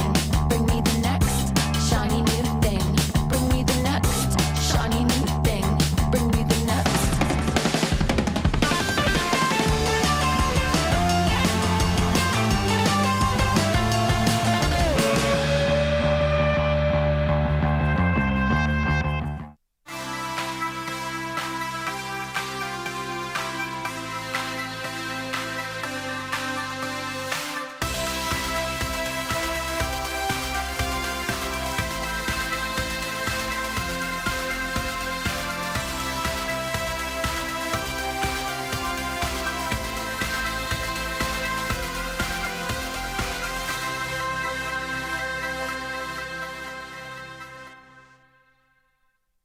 Are you ambitious? A future leader? Do you think big and raise the bar? If that sounds familiar, IG wants you. We're a global fintech and we offer graduate schemes for the ambitious. You'll see everything as you rotate across the business, building your skills and knowledge as you go. Kickstart your career as a future leader at IG, the home of the ambitious.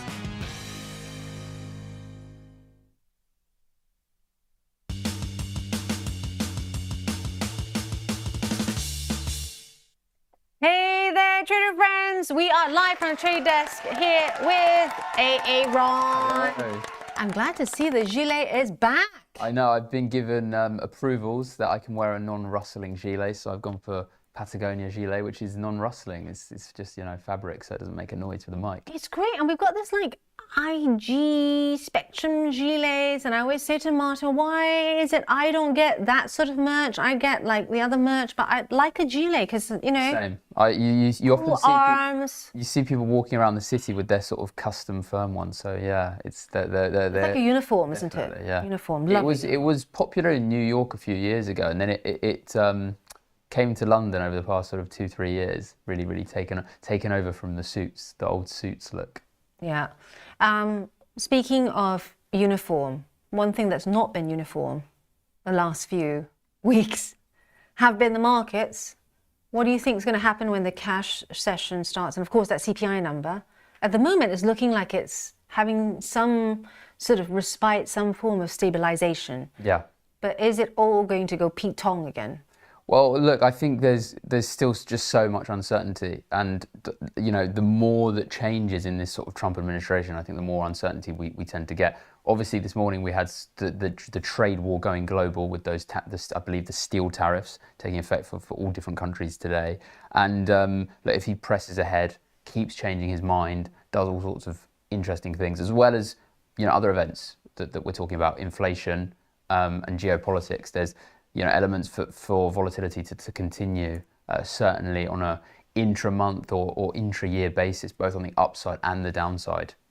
Just keeping everyone up to date with what we have so far on the geopolitical side as well. Sources on Reuters saying that Russia is skeptical of that US 30-day Ukraine ceasefire idea, just to lob a bit more uncertainty into that. Lagarde warning that trade and defense shocks risk amplifying, boosting Eurozone inflation. Surprise, surprise. I mean, everyone knows that. Yeah, absolutely. Every company, they're going to start going, well, everything looks a bit uncertain, so we're going to perhaps, boost prices ahead of time.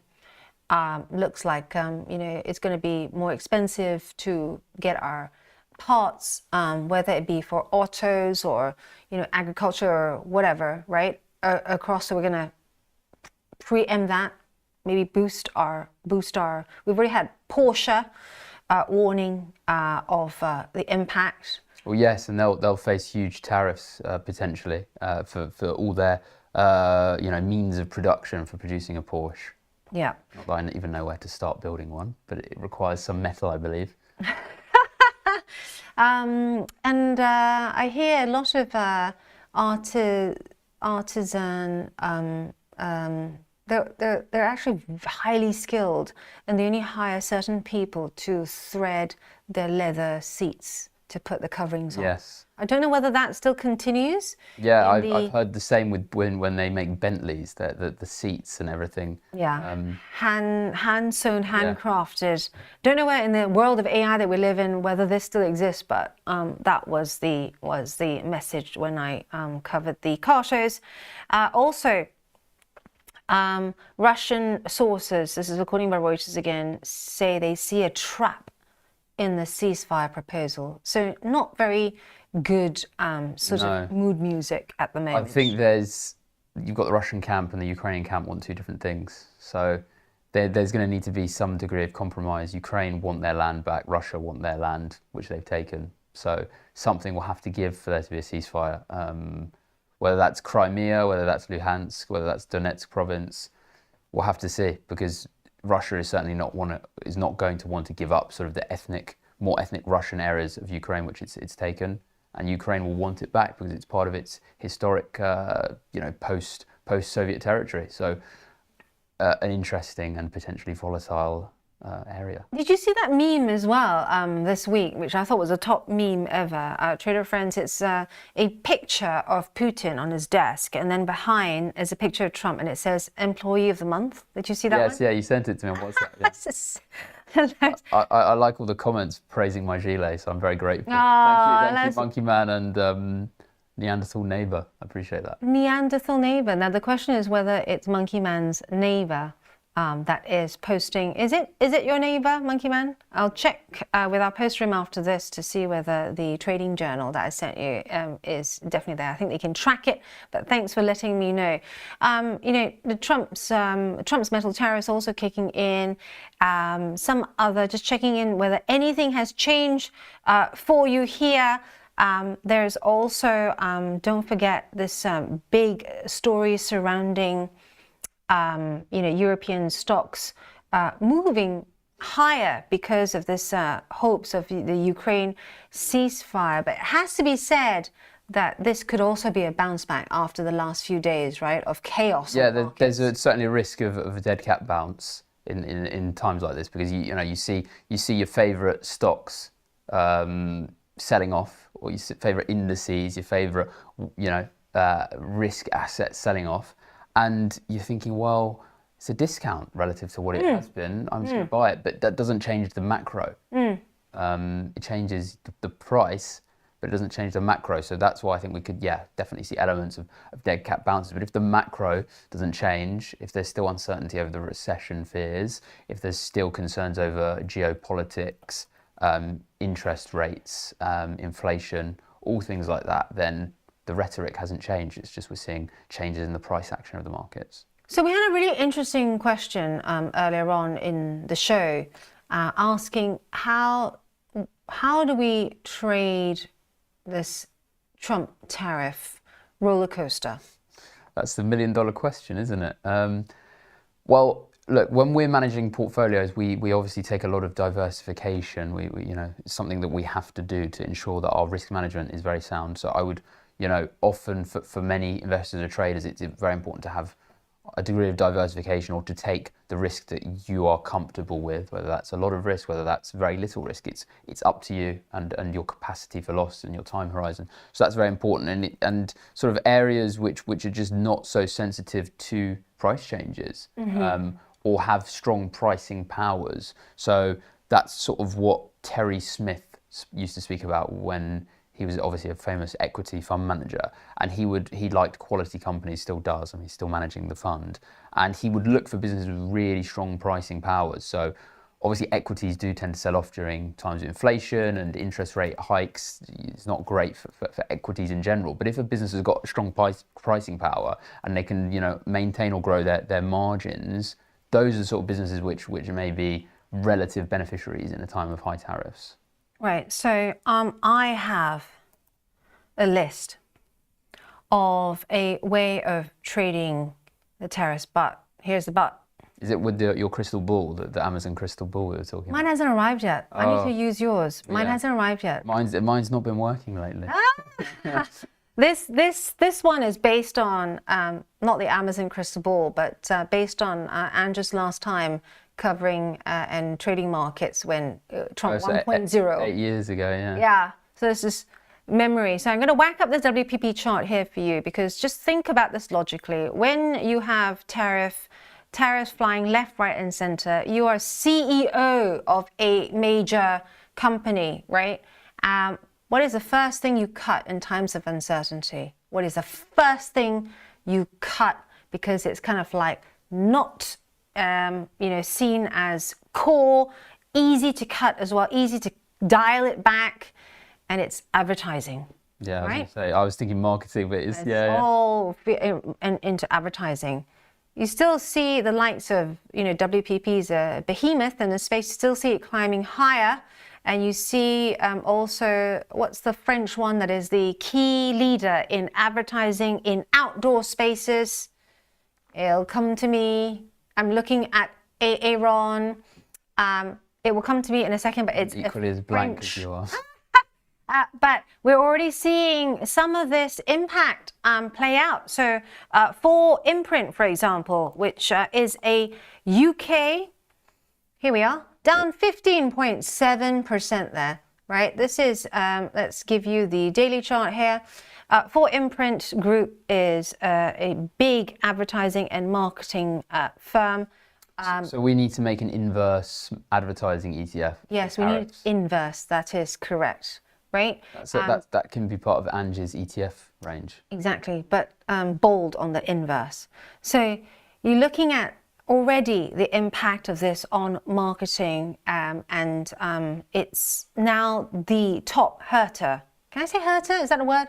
Top loser on the FTSE 250.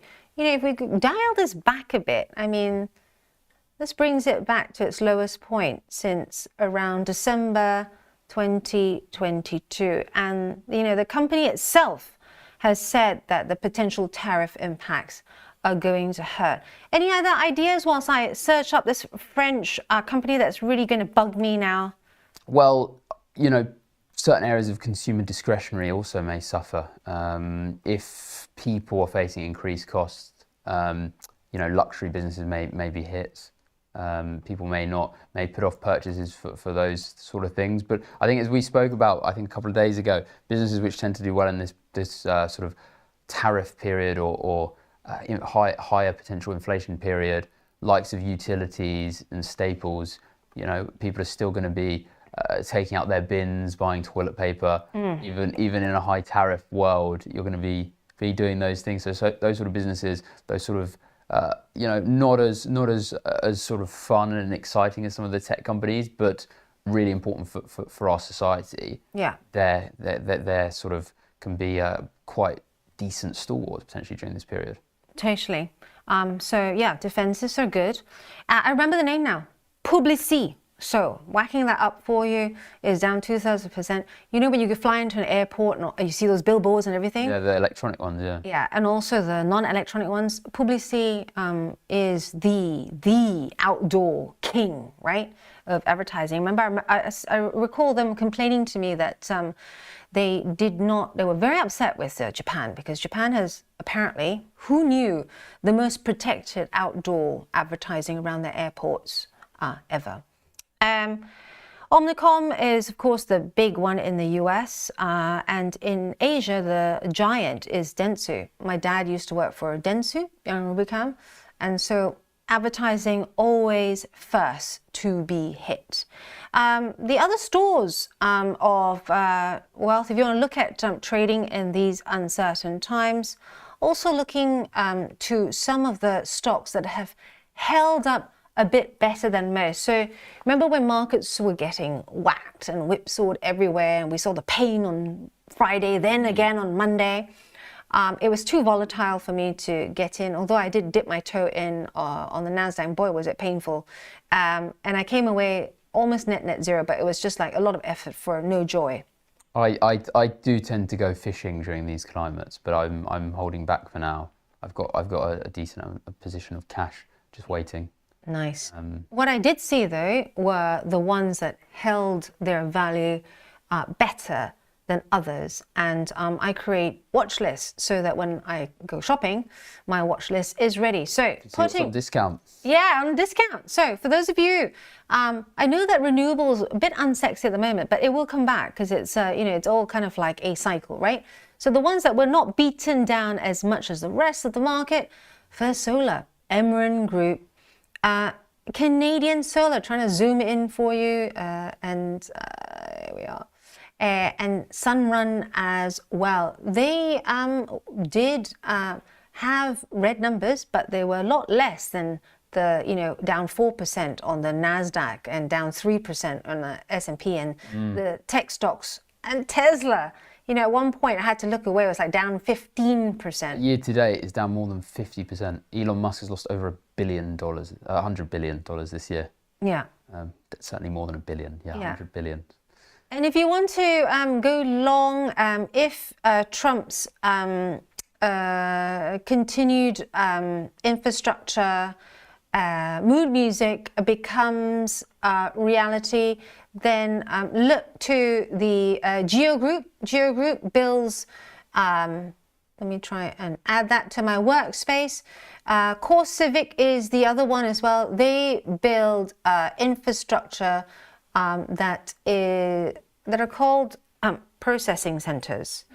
But that can also be read as something else in a time when Trump is still drilling down on the we need to get people who are not meant to be here processed out. Yes, definitely.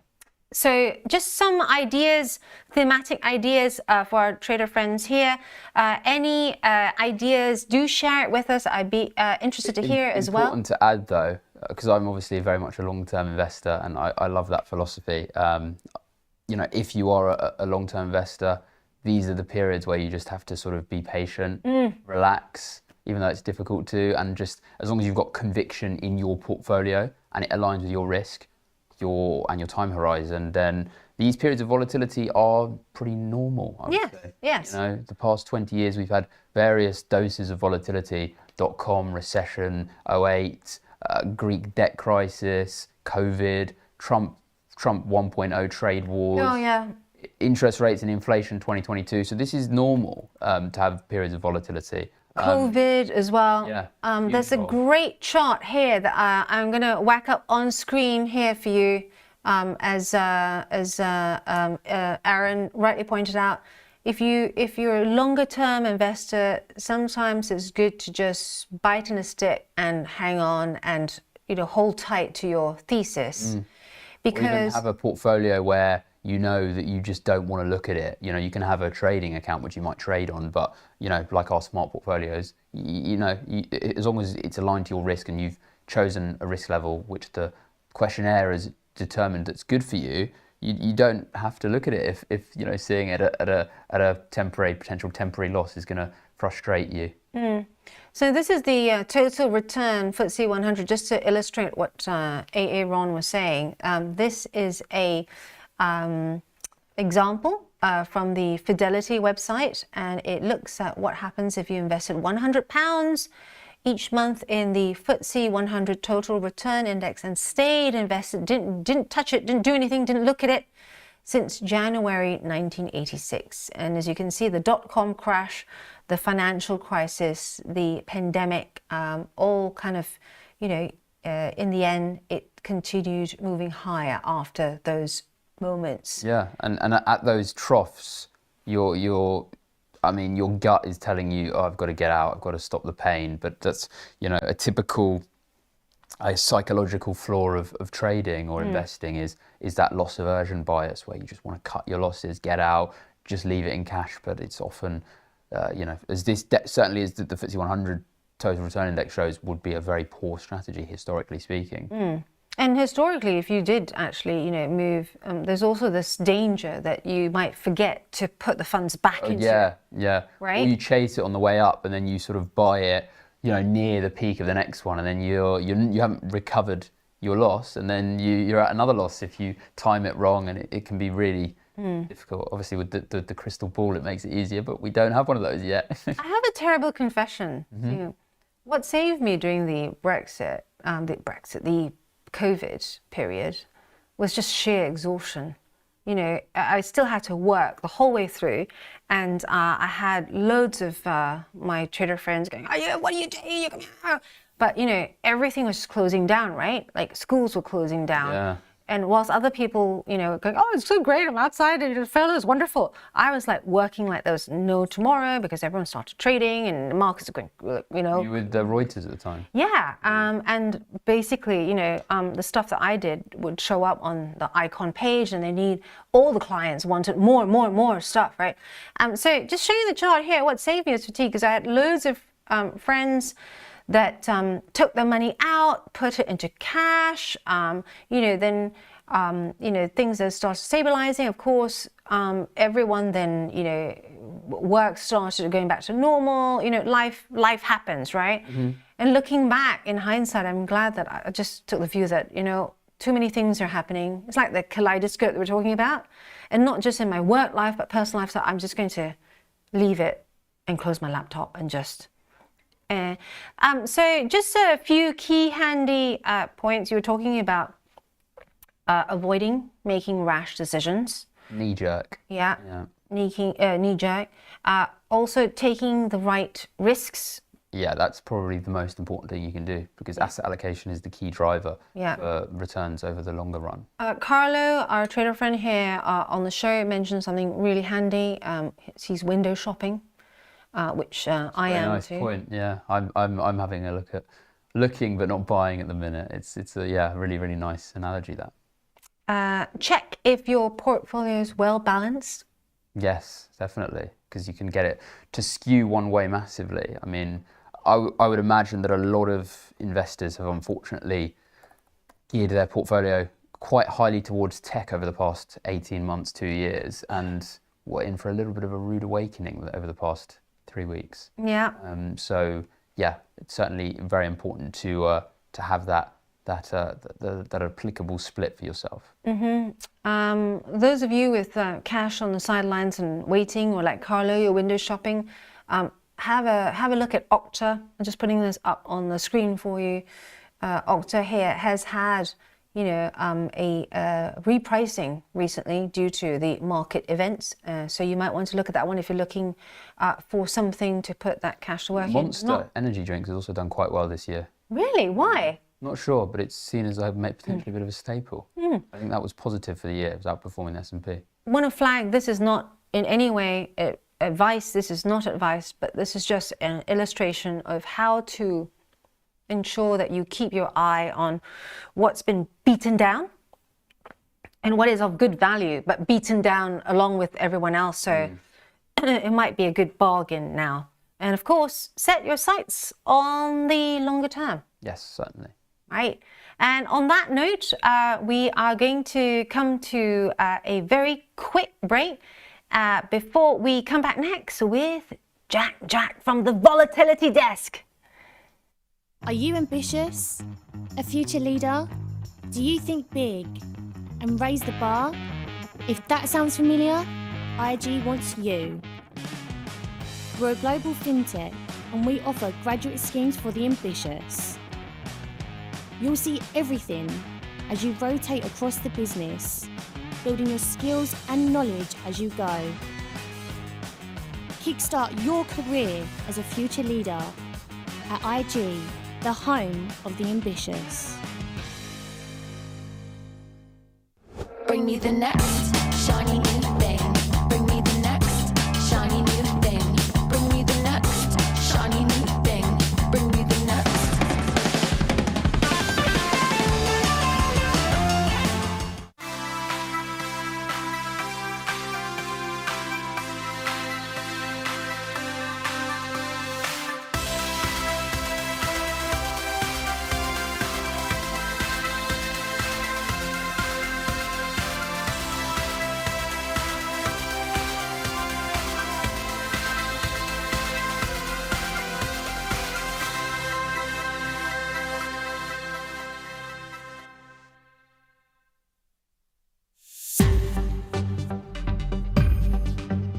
You can find a variety of asset classes on the sidebar menu to the left of your platform. It's now time to pick an asset class. There are 4 major types. 1. Shares in individual companies listed on global stock exchanges. 2. Indices, a group of shares measuring the performance of a particular region, exchange, or sector. 3. Forex, the value of one currency compared to another, like the pound versus the dollar. 4. Commodities, like gold, oil, natural gas, or wheat. Decide which of these markets interest you and which you know the most about. It's up to you to research the market you'd like to trade. This will help inform any trading decisions you make. You need to know the risk of trading a particular market. For example, some markets react to events like economic releases. Next, look at the market's opening hours and how they'll fit into your trading plan. The deal ticket will let you know if a market is open or closed. Lastly, look at the costs and charges applicable. Once you're happy with your market choice, place a deal through the deal ticket.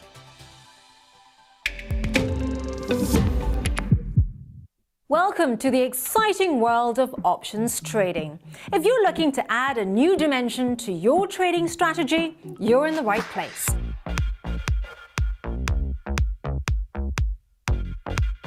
Options trading offers unique benefits that can elevate your investing game. With options, you can protect your portfolio against market downturns, essentially creating an insurance policy for your investments. Now, what sets us apart is our commitment to your success. We provide extensive educational content to help you understand options trading inside and out.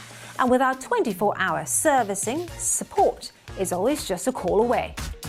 But that's not all. Options also allow you to generate income from your existing positions.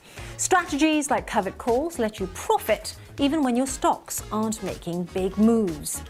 Options also shine when the market isn't following a clear direction, whether prices are rising, falling, or staying flat. There's always an option strategy you can use to potentially benefit. Now, we offer 2 ways to trade options: listed options for US shares, ETFs and futures, and over-the-counter options through spread bets and CFDs. Both types give you the ability to take various market positions. So, ready to explore the potential of options trading? Well, open an account today and take your first steps into this dynamic market. Remember, while options trading can be rewarding, it comes with risks. Always trade within your means and never risk more than you can afford to lose.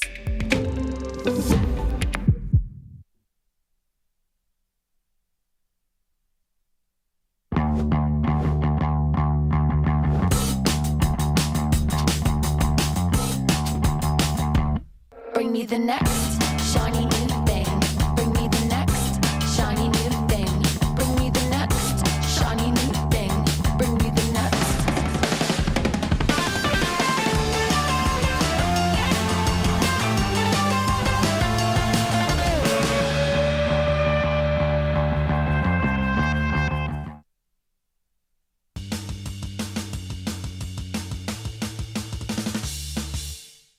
Welcome back, and it's live from the trade desk with Jack on the volatility desk. Hey, everyone, welcoming you here. You're such a soldier, Jack, because I know you guys have been pulling the long hours over there. How's it been your side of things? Yeah, it's been very, very, very busy. I'd probably go as far to say, as long as I've worked here, it's probably been the most consistent busy period of the whole time, basically. I think it's getting on about 3 weeks now where it's just been non-stop news stories. At first we were going sort of up at speed, now we're coming down at speed. It's all over the place. Very interesting, but as you say, taking its toll, a bit tired. I'm really I love the fact, so I'm not having a dig about it. I love the fact that I came over the other day and you guys looked like you were slammed, so I didn't want to tap you, but I was expecting pizzas and expecting wrappers and sugar, because that's what you normally see when vol spiked, and especially in an open outcry pit like the one in Chicago, the SIBO. All you have to do is look under the desks of traders, and the food, basically, the worse the markets are. Just by the number of Chinese takeaways that are coming through the door, that it's a really stressful time. But I have to say that IG people here are kind of like, all about, the marathon, very clean desks. And what was going on? I know, yeah. I think we need a few more. There are some biscuits knocking around somewhere, but I think someone might have taken them, yeah. Well, tell Elliot he's not sharing it this side of things. What is it looking as we count down now? I mean, we've got general rise in vol. Just whacking up the options list here to see what it's looking like on. Should we do Wall Street? What do you want to do? US 500? S&P, yeah, US 500. Okay. Weekly or daily? I think go for both of them, actually. Okay, let's go with daily first then. Go for the weekly. Okay, weekly. Oh, go for daily. Here we are. Weekly is up, and we're still around 48. Yeah, we can see the sort of IV on the side there. Yeah. You can see it's really high. Yeah. I think, which expiry is this one that you're looking at right now? 12th of March. Is this the weekly? 12th of March. Okay, so that's for today. Yeah. That's the Wednesday market. That's merged into the daily, so that's basically what we're seeing on the daily vol. Okay. And it's drastic, basically. I think it's been fairly consistent for the last 2 weeks at that sort of level, around between 40s and 50s. As you go through the day, and especially because we've got a number today, once we get close to that, you'll see that number rise while it tries to maintain a straddle. And then after the number, we'll see vol come out of the market pretty much instantly.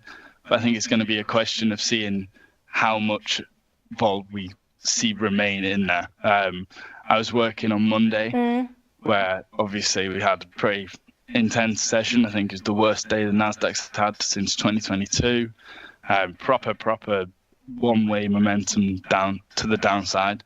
Volatility was very high there, probably about, I'd say, a couple percent under where we are right now at this time of the day. So it'll be interesting to see whether we go back to those levels or more volatility comes out and we actually see a little bit less compared to Monday. So. Give us a sense of, I know vol's been, up because our clients here, some of them looking at this for the first time, but would you say we're kind of 2.5 times higher than what you would normally see in terms of vol? Definitely. Probably, 2.5 times is probably the right amount. I'd say before we got to this period, even before December, where we had that Fed and we were in a bit of a low volatility environment, at this time of the day, you might even see sort of 14%, 15% S&P. Yeah. So you can see where we are now is a drastic change from that. And what it implies is probably even more crucial to check. So with S&P today, it looks like we've got the straddle at around 74 bid. So it means the market's actually expecting 1.3% move Yeah. as sort of the standard. So it just shows you how much sort of the market's expecting movement, how much price action we should see through the day with that type of volatility. Let's dial that back a bit now and go a bit further out. So this is the contract expiry 14th of March. Do you want to go further out than that? No, that should be fine. It's just a little bit of this showing the viewers here how we've got high volatility in there, but it captures the sort of events we're going to see today, but also through the rest of the week. So it's a little bit higher there. Yeah. It's got less work to do with there being more time value, but it's still very high compared to what we expect to see or what we will have seen in a low volatility environment. Just a signal of how volatile things have gone and how much it's actually fed into all of these expiries. So even when you go into the monthly options, you're going to see a large uptick from where we were maybe a month ago. Okay, I'm taking a look at that now. April 25, that's a good one to look at. Yeah, go for that. Yeah, here we are. Yeah, it's dropped a bit there to around 22. So even on here, you can see maybe I'm looking at the 38.50.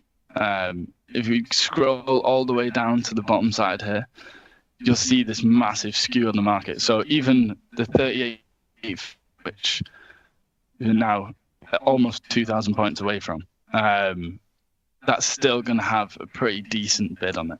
Yeah. Just because the probability of us getting there is so outweighed and the skews become so much stronger with this period that we're going through. Cool. So what is the moon? But the VIX, Sorry, the go VIX on. is probably the way. The VIX. The VIX is probably the best market to show how much of a spike we've had in recent weeks. Here we are. Yeah, whacking up the VIX for you right now. This is the daily VIX that you're seeing here. Yeah, it's... Yeah, so we've got that proper steady rise. Yeah. And yeah, we're at pretty much the highs of that. Oh, yesterday and Monday we got there. And it doesn't look like it's stopping. So it's been pretty consistent. We're definitely in a cluster. And you can see that feeding through to all these other markets like the S&P. Cool. I guess the question now is, what is the mood music from clients as we head into that CPI number? CPI, I think, just having a look at sort of the vol that we're seeing going into it, indices are very high, but indices have been high throughout the week. We've seen probably 4 or 5% added on to that because of the figure today. So don't know if we're going to see too much business here, especially people vol buying just because of how expensive it'll be. We've seen that on the wings with a few clients, but that's probably not going to be a trend that appears today. It's just a trend that we're going to see with how much movement we're getting over the past week or so. As I said, then we've got the 74 bid straddle. So we're expecting sort of 1.3% movement S&P. Yeah. With that, if you're buying on indices, you can see if you get the direction right and we get sort of one-way movement, you've got a lot of upside. But if you get it wrong, you're paying quite heavy premiums. And there's always the chance that we could come back, especially like yesterday, we see quite a strong reversal at the end. It's a bit dangerous to be directional on indices, I'd say. Yeah. Where I see a little bit more option for values, probably on FX.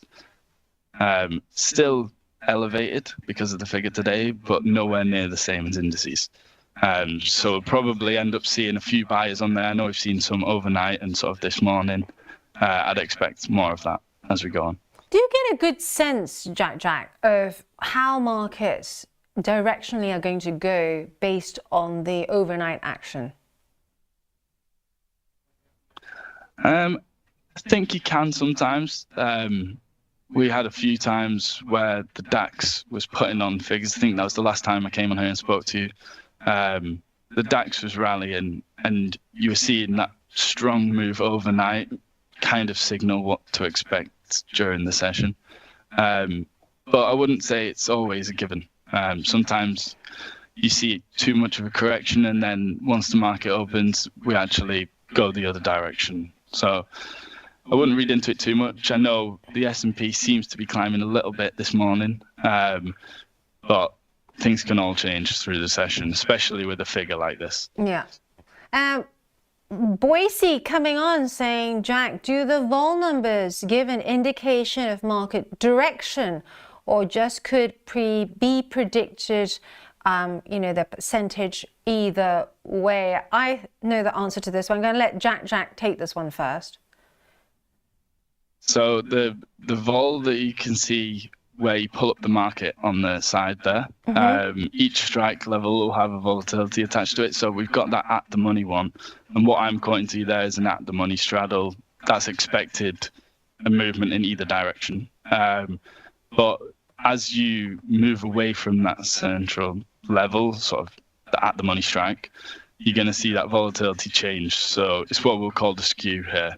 So we'll have a bias point that essentially, as you go down, that volatility is going to change. We've not actually got that much of a downward skew this today, so you won't see it change as you move down the curve. But as you move up the curve, it's going to decrease that volatility. So that's how you can tell, especially on these markets. So by pulling up one of them, just have a look how that IV number changes as you move to the downside or the upside in terms of the strike.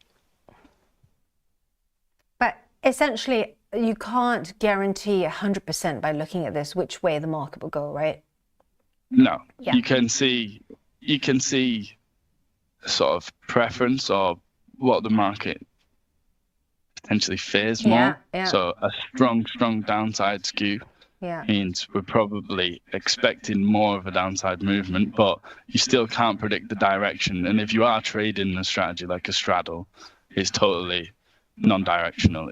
We're trading volatility here. Yeah, 100%. So Boise, just to summarize that for you, there's no guarantee as to which direction the implied move is, just that, so implied move, and it could go either way.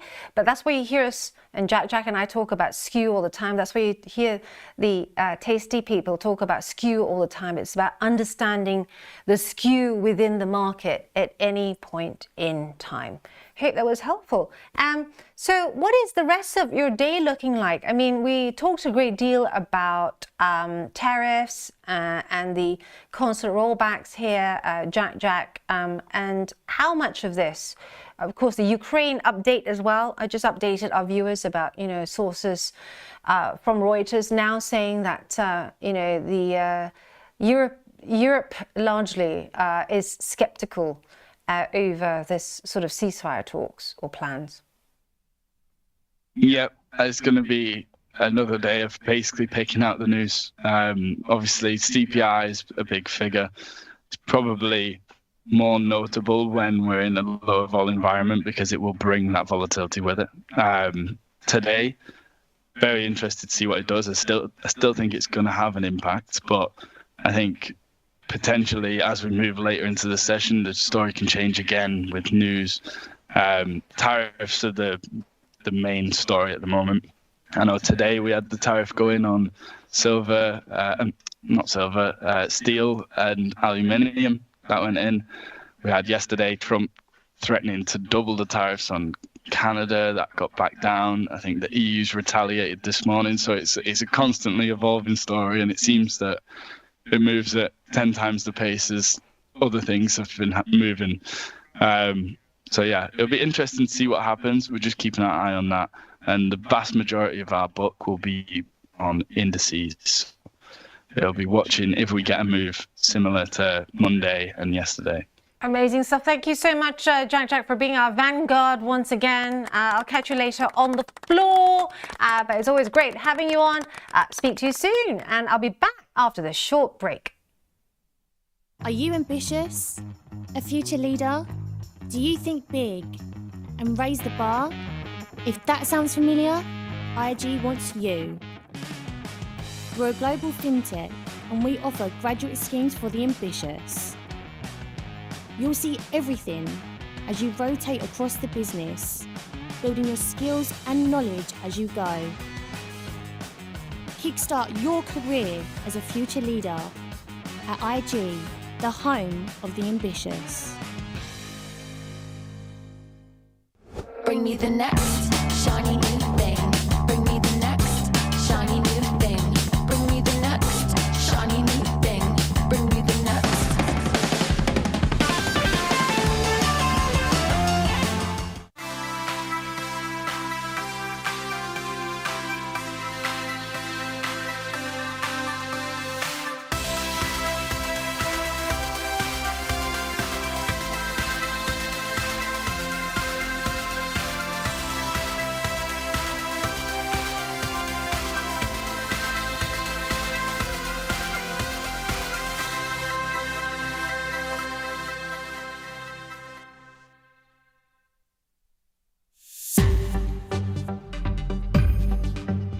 You can find a variety of asset classes on the sidebar menu to the left of your platform. It's now time to pick an asset class. There are 4 major types. 1.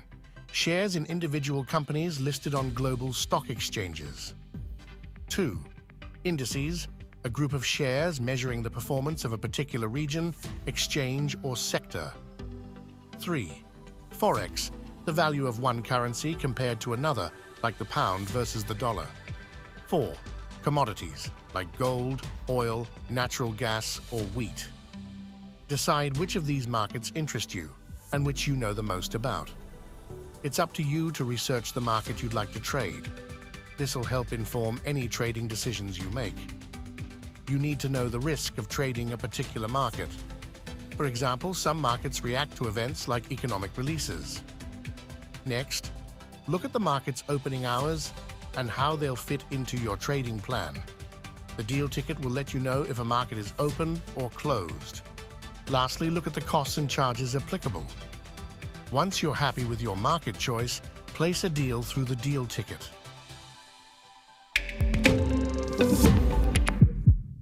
Welcome to the exciting world of options trading. If you're looking to add a new dimension to your trading strategy, you're in the right place.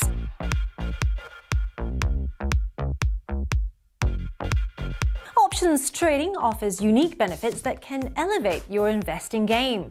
With options, you can protect your portfolio against market downturns, essentially creating an insurance policy for your investments. Now, what sets us apart is our commitment to your success.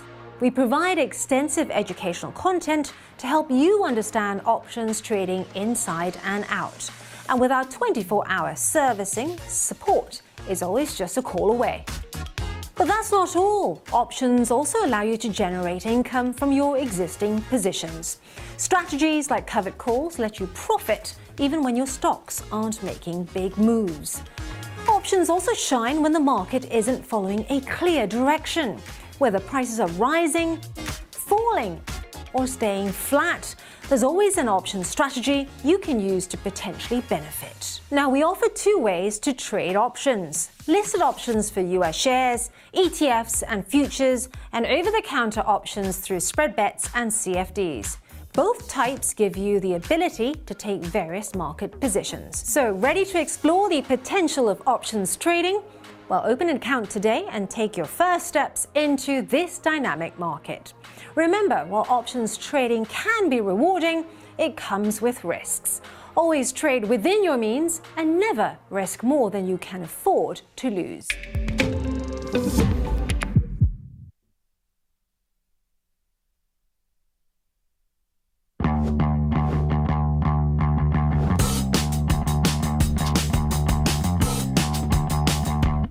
Bring me the next shiny new thing. Bring me the next shiny new thing. Bring me the next shiny new thing. Bring me the next.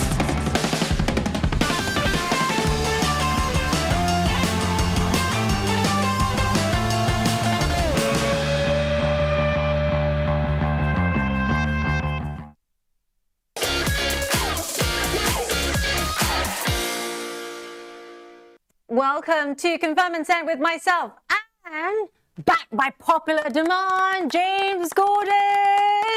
Not expecting that so soon. What is going on? Your fandom was, asking for you. So this is great because it's always wonderful to get you back on. And I was actually plotting, I was plotting. So Pete Neville, thank you for helping me out. I was plotting. How can we get Gordy back?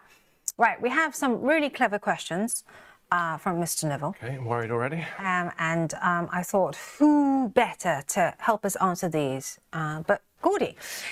So we're going to start with the first one about tax surrounding options. We're not quite sure what you mean, but let's just try and clarify on a high level the taxation surrounding options and spread bet and the like. Got it. Okay. Yeah. So I guess the context here is spread bets are generally tax-free for UK people. If the underlying of your spread bet is on an option, that is, it's still a spread bet. It just happens to be the spread bet moves in value with the underlying option. That is still tax-free, as opposed to having a tastytrade account, for example, where that's a proper option, it's a proper asset, and then we're into capital gains. So if generally, maybe we'll touch on later when a spread bet might not be tax-free, but generally, if it's a spread bet, it's tax-free. It doesn't matter what the thing underneath it. So just to show you what James was talking about, this is the platform which I'm whacking out for you to see here. And then on the left-hand side on the menu, this is the options page, which I'm going to click here for you. And that's what he means by options, but via spread betting. I guess the other question that is going to be very useful for our other viewers and clients here is Mr. Neville was asking, would there be any advantage in having both a tax-free spread betting account and a tax-payable options account? I'm going to give a great tax answer here. Maybe. Like, I'm sure there's a scenario where there is some kind of benefit to doing that. However, that sort of implies that you know which direction the market's going in. And if you know that, then all bets, excuse the pun, are off. Like, it's very hard to come up with some kind of arbitrage strategy in an environment which is not certain, like trading the financial markets. So I can imagine if you're running a big loss on one account, maybe you hedge it with something in the other account. But that's not necessarily going to be good for tax. Really for trading, I'd really focus on picking the platform and the product that you like. That's right, that you're most comfortable with. What's the underlyings? What's the tools? What's the liquidity? The tax really should be a secondary implication. If you found a system where you're making loads of money, then maybe you can start worrying about the tax pieces. But I wouldn't be playing the two accounts off each other particularly. That's right. So short answer is go with the format that you're most comfortable with in terms of tools, pricing, and range of markets. Right, question number 3. Is there any serious threat of HMRC regarding someone with mixed accounts, like these, both spread bet and tasty options, as being a full-time trader and then expecting taxes to be accounted for on both accounts? I've not seen HMRC try and run that argument. So what we're saying here is, because you're trading on one account, which is a taxable account, like your tasty account would be a capital gains tax generally, that must mean then if you're trading something similar in a spread betting account, then they both should be taxable. That's quite a stretch for HMRC to go with, I would say. It's a bet is a bet. There's no asset there. Whereas an option is a genuine financial asset, hence it's normally taxed as capital gains.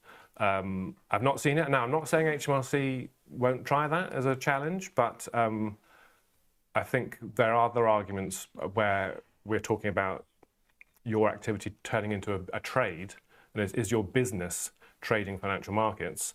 That is a different route rather than just saying, oh, because you've got one account which is taxable, one not, we'll tax them both. That's not the case at all. But maybe there's some more questions about when do HMRC view you as running a business, just regardless of which account you're running. I guess it also depends on the sums we're talking about. In theory, it doesn't. You could. I know some people out there who are extremely good at gambling with horses, and they make a lot of money every year. they're just gambling with horses. A bet is a bet in that scenario. They haven't set themselves up as a business to do that. They just happen to be good at gambling so far. Tax-free, it's a bet. Interesting. And any questions, please whack it into the chat for us. We will endeavour to get you the answer as soon as possible. Next one. Does it make a difference if the client is classed by the FCA as a professional trader or retail punter? Good question. Short answer, highly unlikely. The criteria are quite different. I guess if we step one step back here, the crux of this is about, do HMRC think you're running a business, your business being trading financial markets? If you're running a business, the tax terminology unfortunately is running a trade, so is your trade trading, which is confusing. What we're getting at here is, does the FCA professional badge, as it were, indicate that maybe you're actually running a business as a trader? I would say no, because to become an FCA professional, the criteria are very different, right? You've got to have a bunch of money in your account, you've got to have some experience trading the markets or having worked in the place before. But at the end of the day, a plumber could be FCA professional. He could still be out plumbing all day, have a decent amount of money, and occasionally place a trade. That his business is not trading, but he's still qualified as professional by the FCA. So it would be quite a leap to go for, if that was just the one piece of evidence they were trying to rely on, no. If that is one of 15 bits of evidence that say you're running a trade, maybe it would trip into that, but definitely not. I know loads of people who are FCA professional badged traders. It's not their business. It's, they're just treated like normal people. Gotcha. Neville goes on to say, how can I tell if I am deemed to be running a trading business then? This is the biggest can of worms in the tax world. Super subjective. It's really hard.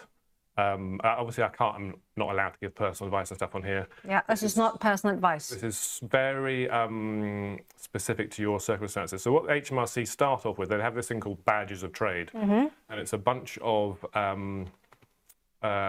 sort of little pointers, like if these things are happening, perhaps that person's running a business, a trade, and should be taxed as a business and therefore pay income tax rather than capital gains tax or tax-free. But you can go through these badges of trade and tick quite a few of them, but actually still that's not your business because you didn't seek a profit or in the same way as how they define it. Like, a lot of these badges of trade hang on the fact you bought an asset, you've done something to it, and you sold it for a profit. A spread bet's not an asset; it's a bet. So who's to say how this fits into these things? So it's really hard. We can dig into. I think we'll share some links somewhere probably, but.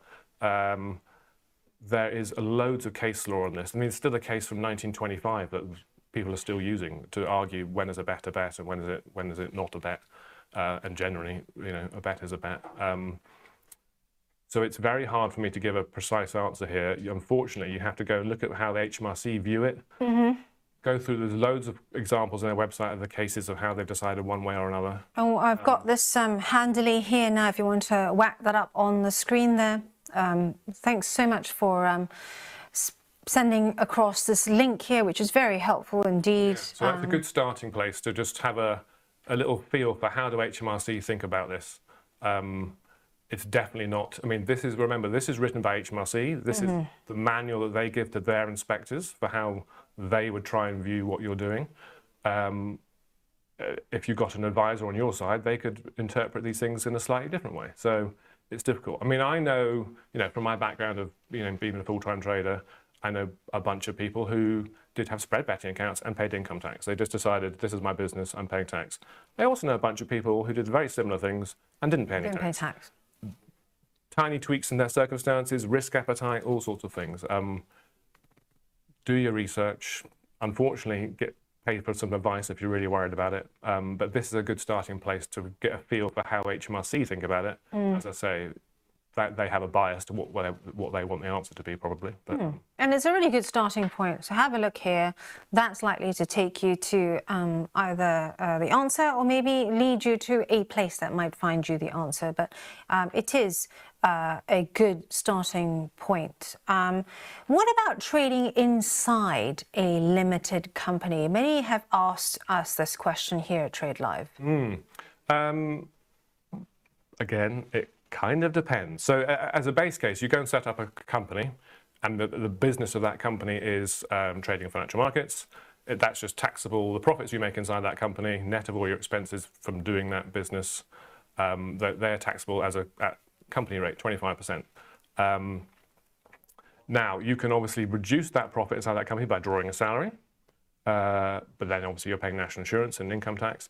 So it depends on how much you make from your trading as to whether setting a company up is worth it for some of the admin, some of the extra hassle. There's a sort of a sweet spot where it starts to become worthwhile putting your business inside a company. Obviously, that's a slightly easier decision to make if, you get consultants out there, right, who are doctors and maybe they want to put some of their business through a company. They sort of know how much they're going to earn. Yeah. With trading, it's slightly less predictable. Yeah. So Lots of GPs are in that situation exactly. with their practices. It's harder to say, a company's the way ahead, because you just don't know where the income's going to be. Obviously, things aren't as good now in terms of tax-free dividends that you can pull out of a company, all that kind of stuff. So you can do it, and also be aware that mostly for companies, a company can't make a bet. You can't put a spread bet inside a company and be tax-free. Normally, most companies' articles of association just say you're not betting. That's a financial trade. So it's definitely not tax-free inside a company. It might be lower tax depending on how much you earn. Great. Other observations that you might have seen about or heard about trading via company? Yeah, I think it's just about. It is just about maths. If you come to me and say, I know I'm going to make 150 grand a year trading, like, well done, congratulations, come and tell me how to do it. But then you can do the maths and say, well, if I can take out X amount of dividends a year, I can take a salary out of 12k to keep it below the income tax threshold, I can do this and that. You can do the maths and say it works. But remember, you have to pay someone to do your accounts, you have to do all that kind of faff. So I'm not going to say it's some lovely golden solution to paying little tax. I always think if you're paying tax and you're trading, then lucky you, well done. You have the money. It's a nice problem to have. Yeah. First world problem there. Also, how does the rapidly approaching regime, this is from Pete, make tax diabolical, affect IG clients and their record keeping, and how compatible with MTD software are IG's daily statements? That's a really interesting question, actually, and that's not one I've come across in my day-to-day.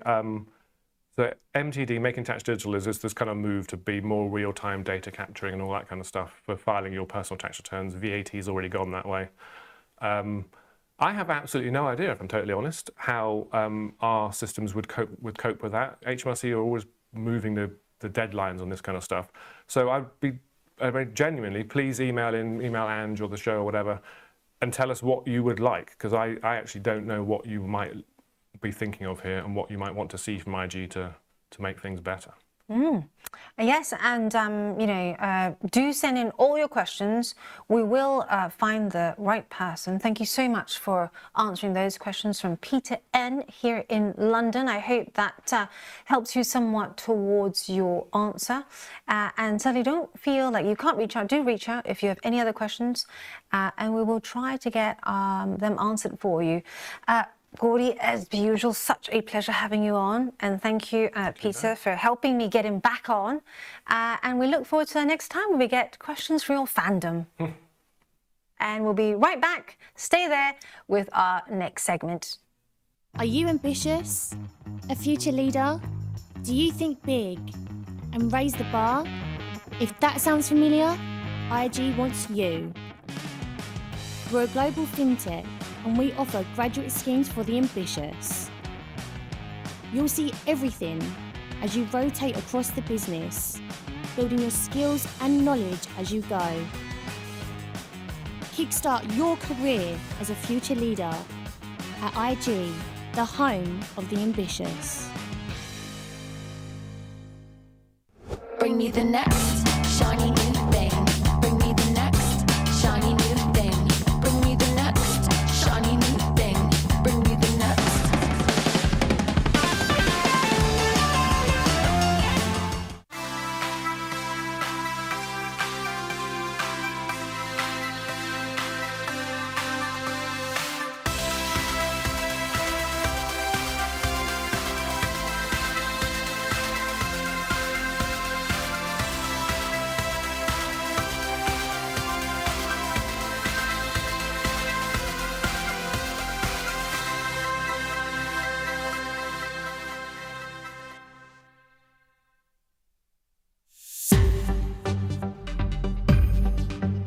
You can find a variety of asset classes on the sidebar menu to the left of your platform.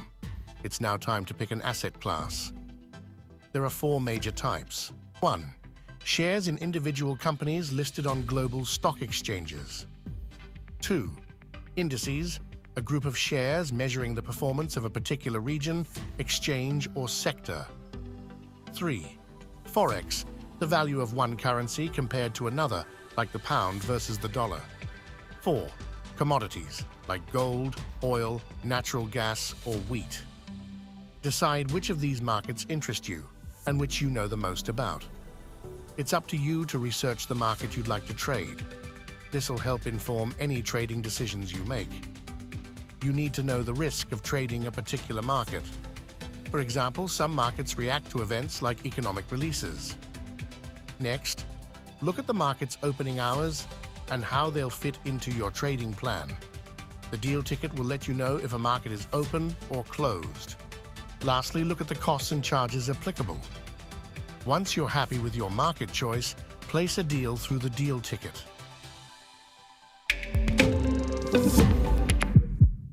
Welcome to the exciting world of options trading. If you're looking to add a new dimension to your trading strategy, you're in the right place.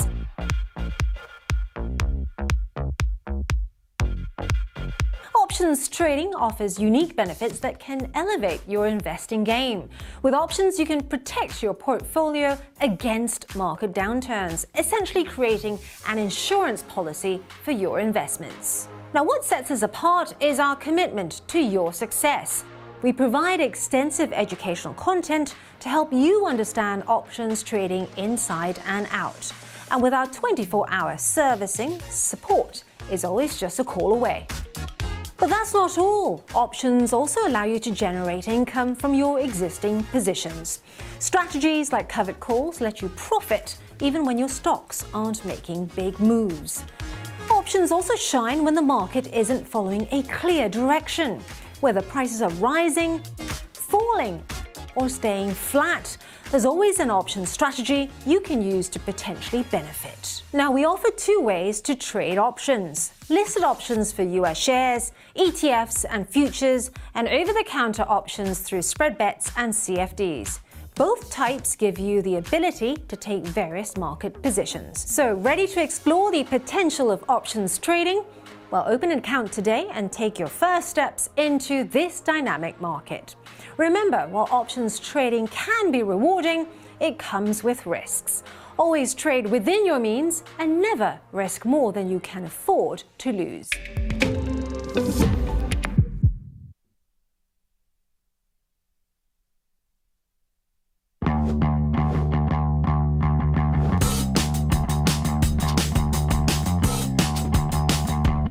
Bring me the next shiny new thing. Bring me the next shiny new thing. Bring me the next shiny new thing. Bring me the next.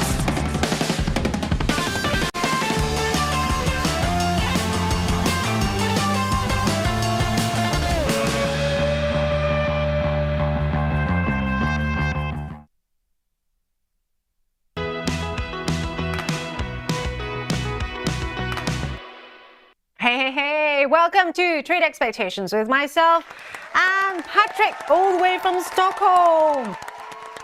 Hey, Hello. Patrick, good to see you. How is Great to be Alma? Because here. last time we were on, Alma was not well and she came on the show, which was fantastic. Our youngest IG, Trade Live with IG member.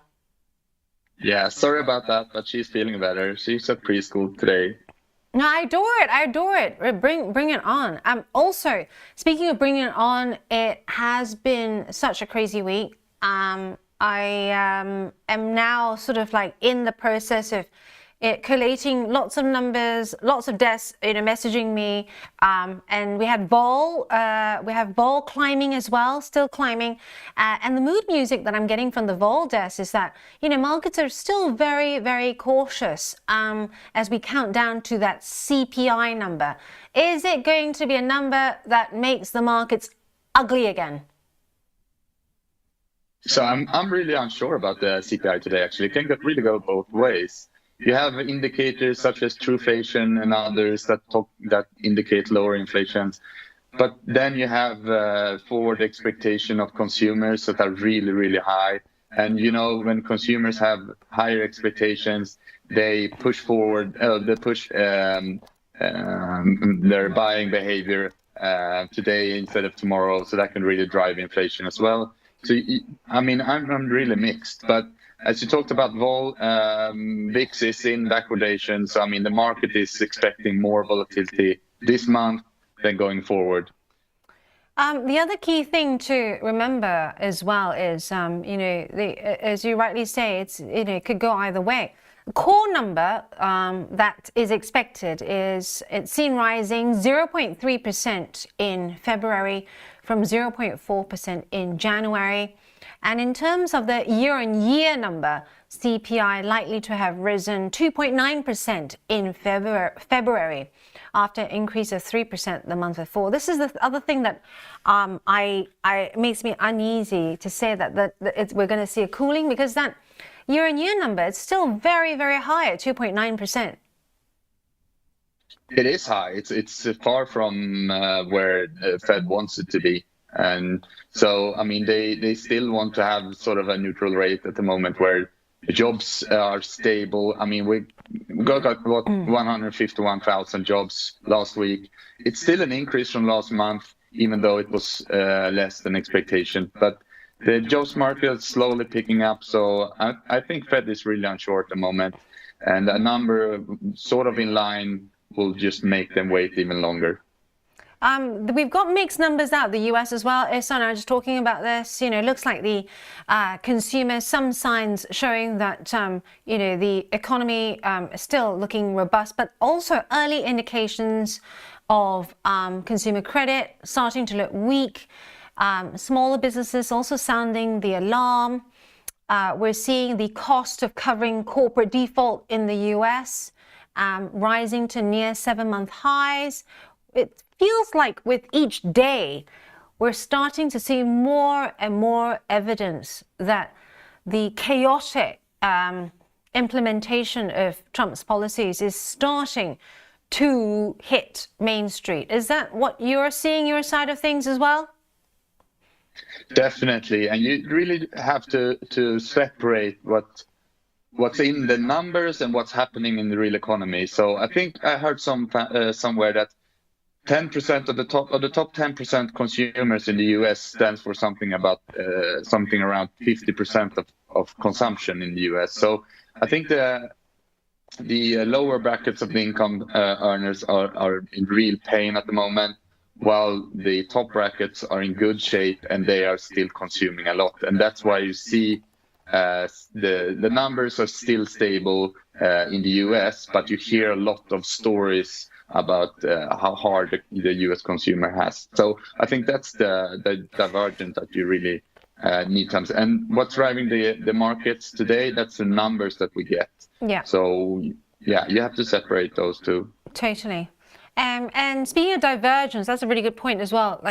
Pay attention to the changing trends, even within sectors. So a lot of our trader friends earlier on today asking us to give them ideas, strategies of how to trade Trump and the tariff chaos going forward. Some of the ones that I talked about earlier is, if you want to short, there's plenty out there that you can short. One of them being the airlines. Just whacking up my chart here, Caleb and Phil. Delta Airlines, you can see there, it's up a touch, but it was lower earlier on, and you can see that from February onwards, Delta Airlines and also punching up United Airlines for you, because you see a similar trajectory there since the end of last year. We're starting to see the airlines themselves saying that all this Trump tariff chaos is starting to really hurt their outlook, and they've seen a pullback in corporate and consumer spending in the travel area. I talked a lot about advertising earlier as well. So the first companies, if you're looking to short, that tend to cut or tend to have issues when you see uncertainty, is they start cutting the advertising spend, right? So taking a look at, the usual suspects like WPP, which you can trade here on IG, both on spread betting and also CFDs. But also, don't forget, you've got Omnicom, you've also got Publicis that you can trade, and they are likely to be almost like the first few sectors that will weaken. In fact, some of them you can already argue that they're seeing some weakness creep in as well. How about your side of things, Patrick? Any sectors in particular that you're watching out for? I mean, if you're gonna short airline stocks, you just have to consider that yesterday's it was Southwest Airlines that was up 8.3% or something like that. So, I mean, it can be some really big moves in the airline industries. For me and my portfolio, I'm invested in utilities at the moment, and that has been a good trade.